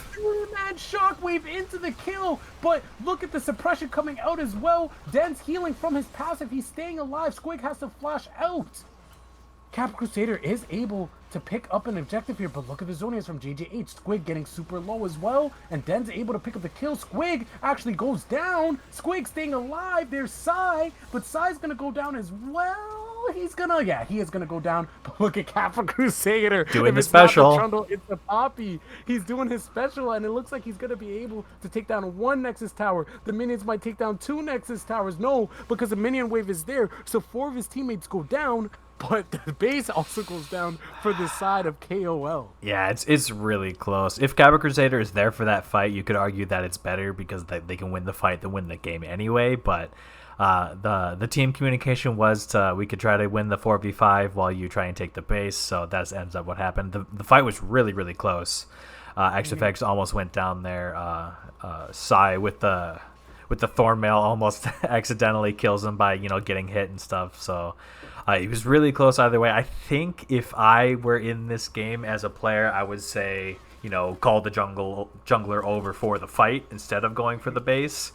If Cabra Crusader was on Trundle, who was like a more auto attacky champion with the frozen domain giving him more attack speed and the Q reset, it'd be better to take structures. But the fight is better on Poppy. Oh, pick the teleport. They see the teleport actually coming in because Crystal Brother wanted to get the flank, but they seen it on the mini-map and they're able to scope it out and instantly pop him. Now they're going to have full control over this Elder Dragon, and it looks on the side of of KOL, they're going to have to give this up because look at the base. The TP is coming down. It looks like they're forcing the fight. The Abyssal Dive comes out, and look at Orianna. Orianna is in the base. Orianna is ending the game as we speak, and it looks like KOL actually does not realize at all. Guys, your base is being destroyed. Guys, pay attention to the map, but the game is over. Conduit Esports goes up 3-0 to start the season.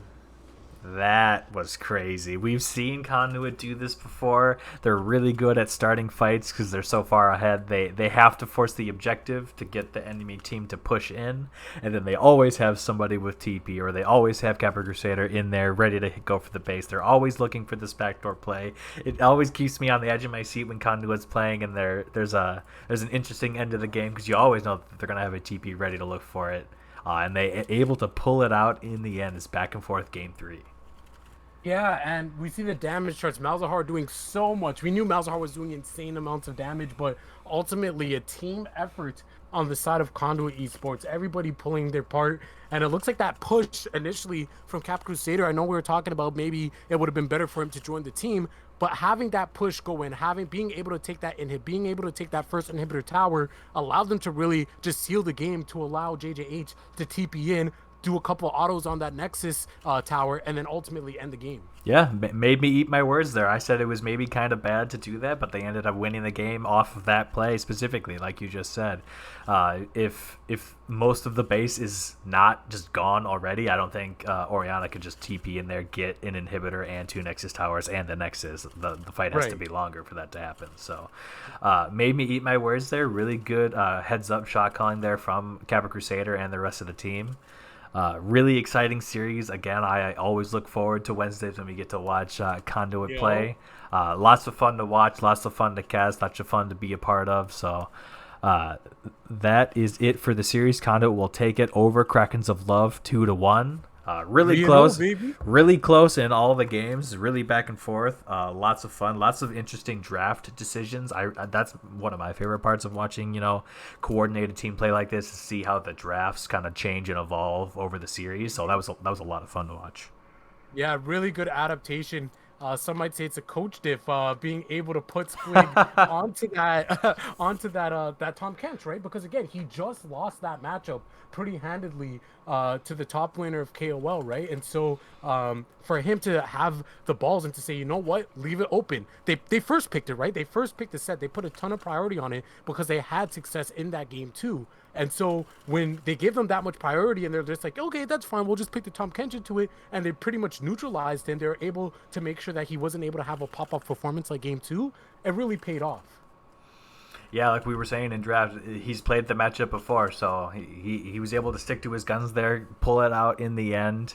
Had a very good game. Not the flashiest scoreline, but you're never gonna be like 10-0 on Tom Kench. Yeah. I don't think so. I mean, maybe Squid can do it. I don't know. We've seen him do a lot of crazy stuff. So, but really good team effort from both sides. Actually, it was very back and forth. I was unsure in most of the games who was going to be able to pull it out. So, lots of fun to watch. If you want to see more fun games like this, we stream here on the Conduit Esports channel every Wednesday at 7 p.m. p.m. Central, 8 p.m. Eastern.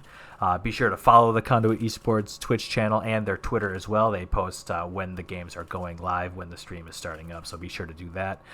Be sure to follow myself, Jabba2000, and Mr. Ryan M here on Twitter as well. We post when the games are going live. Follow 3 channels, so it's only your fault when you don't know when the games are starting. There's plenty of reminders. Exactly, and at the end of the day, Conduit 3-0. Will they be able to go the entire season undefeated? We don't know. We don't know. It's still early, but that's why you guys got to tune in every week, as Jabba said, to find out, guys. Maybe I just jinxed it. I don't know. Cast a curse, man. Hey, you know what? Forget what I just said. Just be here next week, and we'll see what happens, guys. But thank you so much for tuning in. From me, from Jabba, we thank you guys so much, and we will see you guys next week for the next set of games. Take care.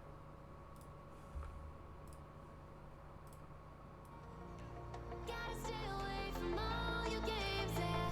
I know that I found somebody else to love me one day, and you'll realize the grass ain't greener on the other side, no. You did me dirty for the last time, so now I gotta say goodbye.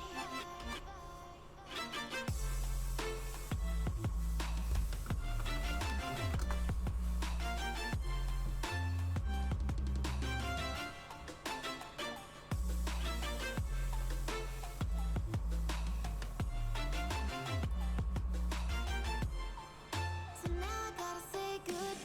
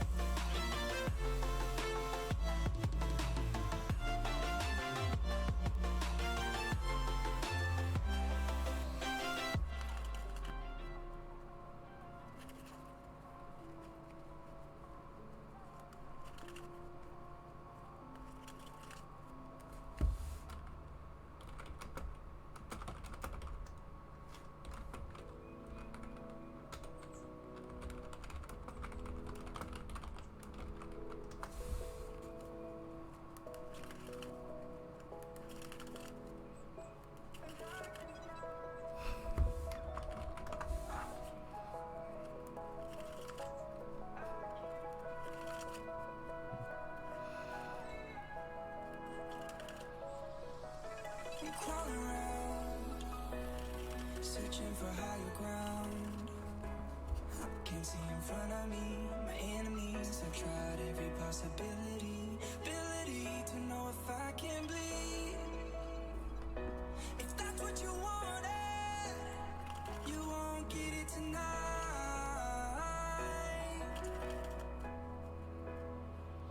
'Cause I can fly, I can fly, I can fly,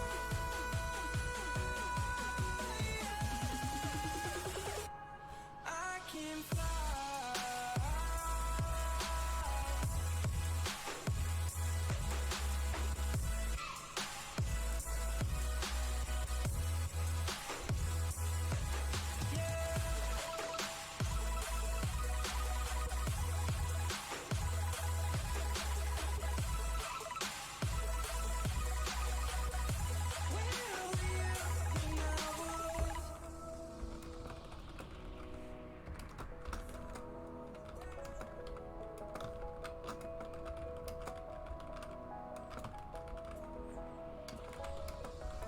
I'm crawling around, searching for higher ground. Can't see in front of me, my enemies have tried every possibility, ability to know if I can bleed. If that's what you wanted, you won't get it tonight.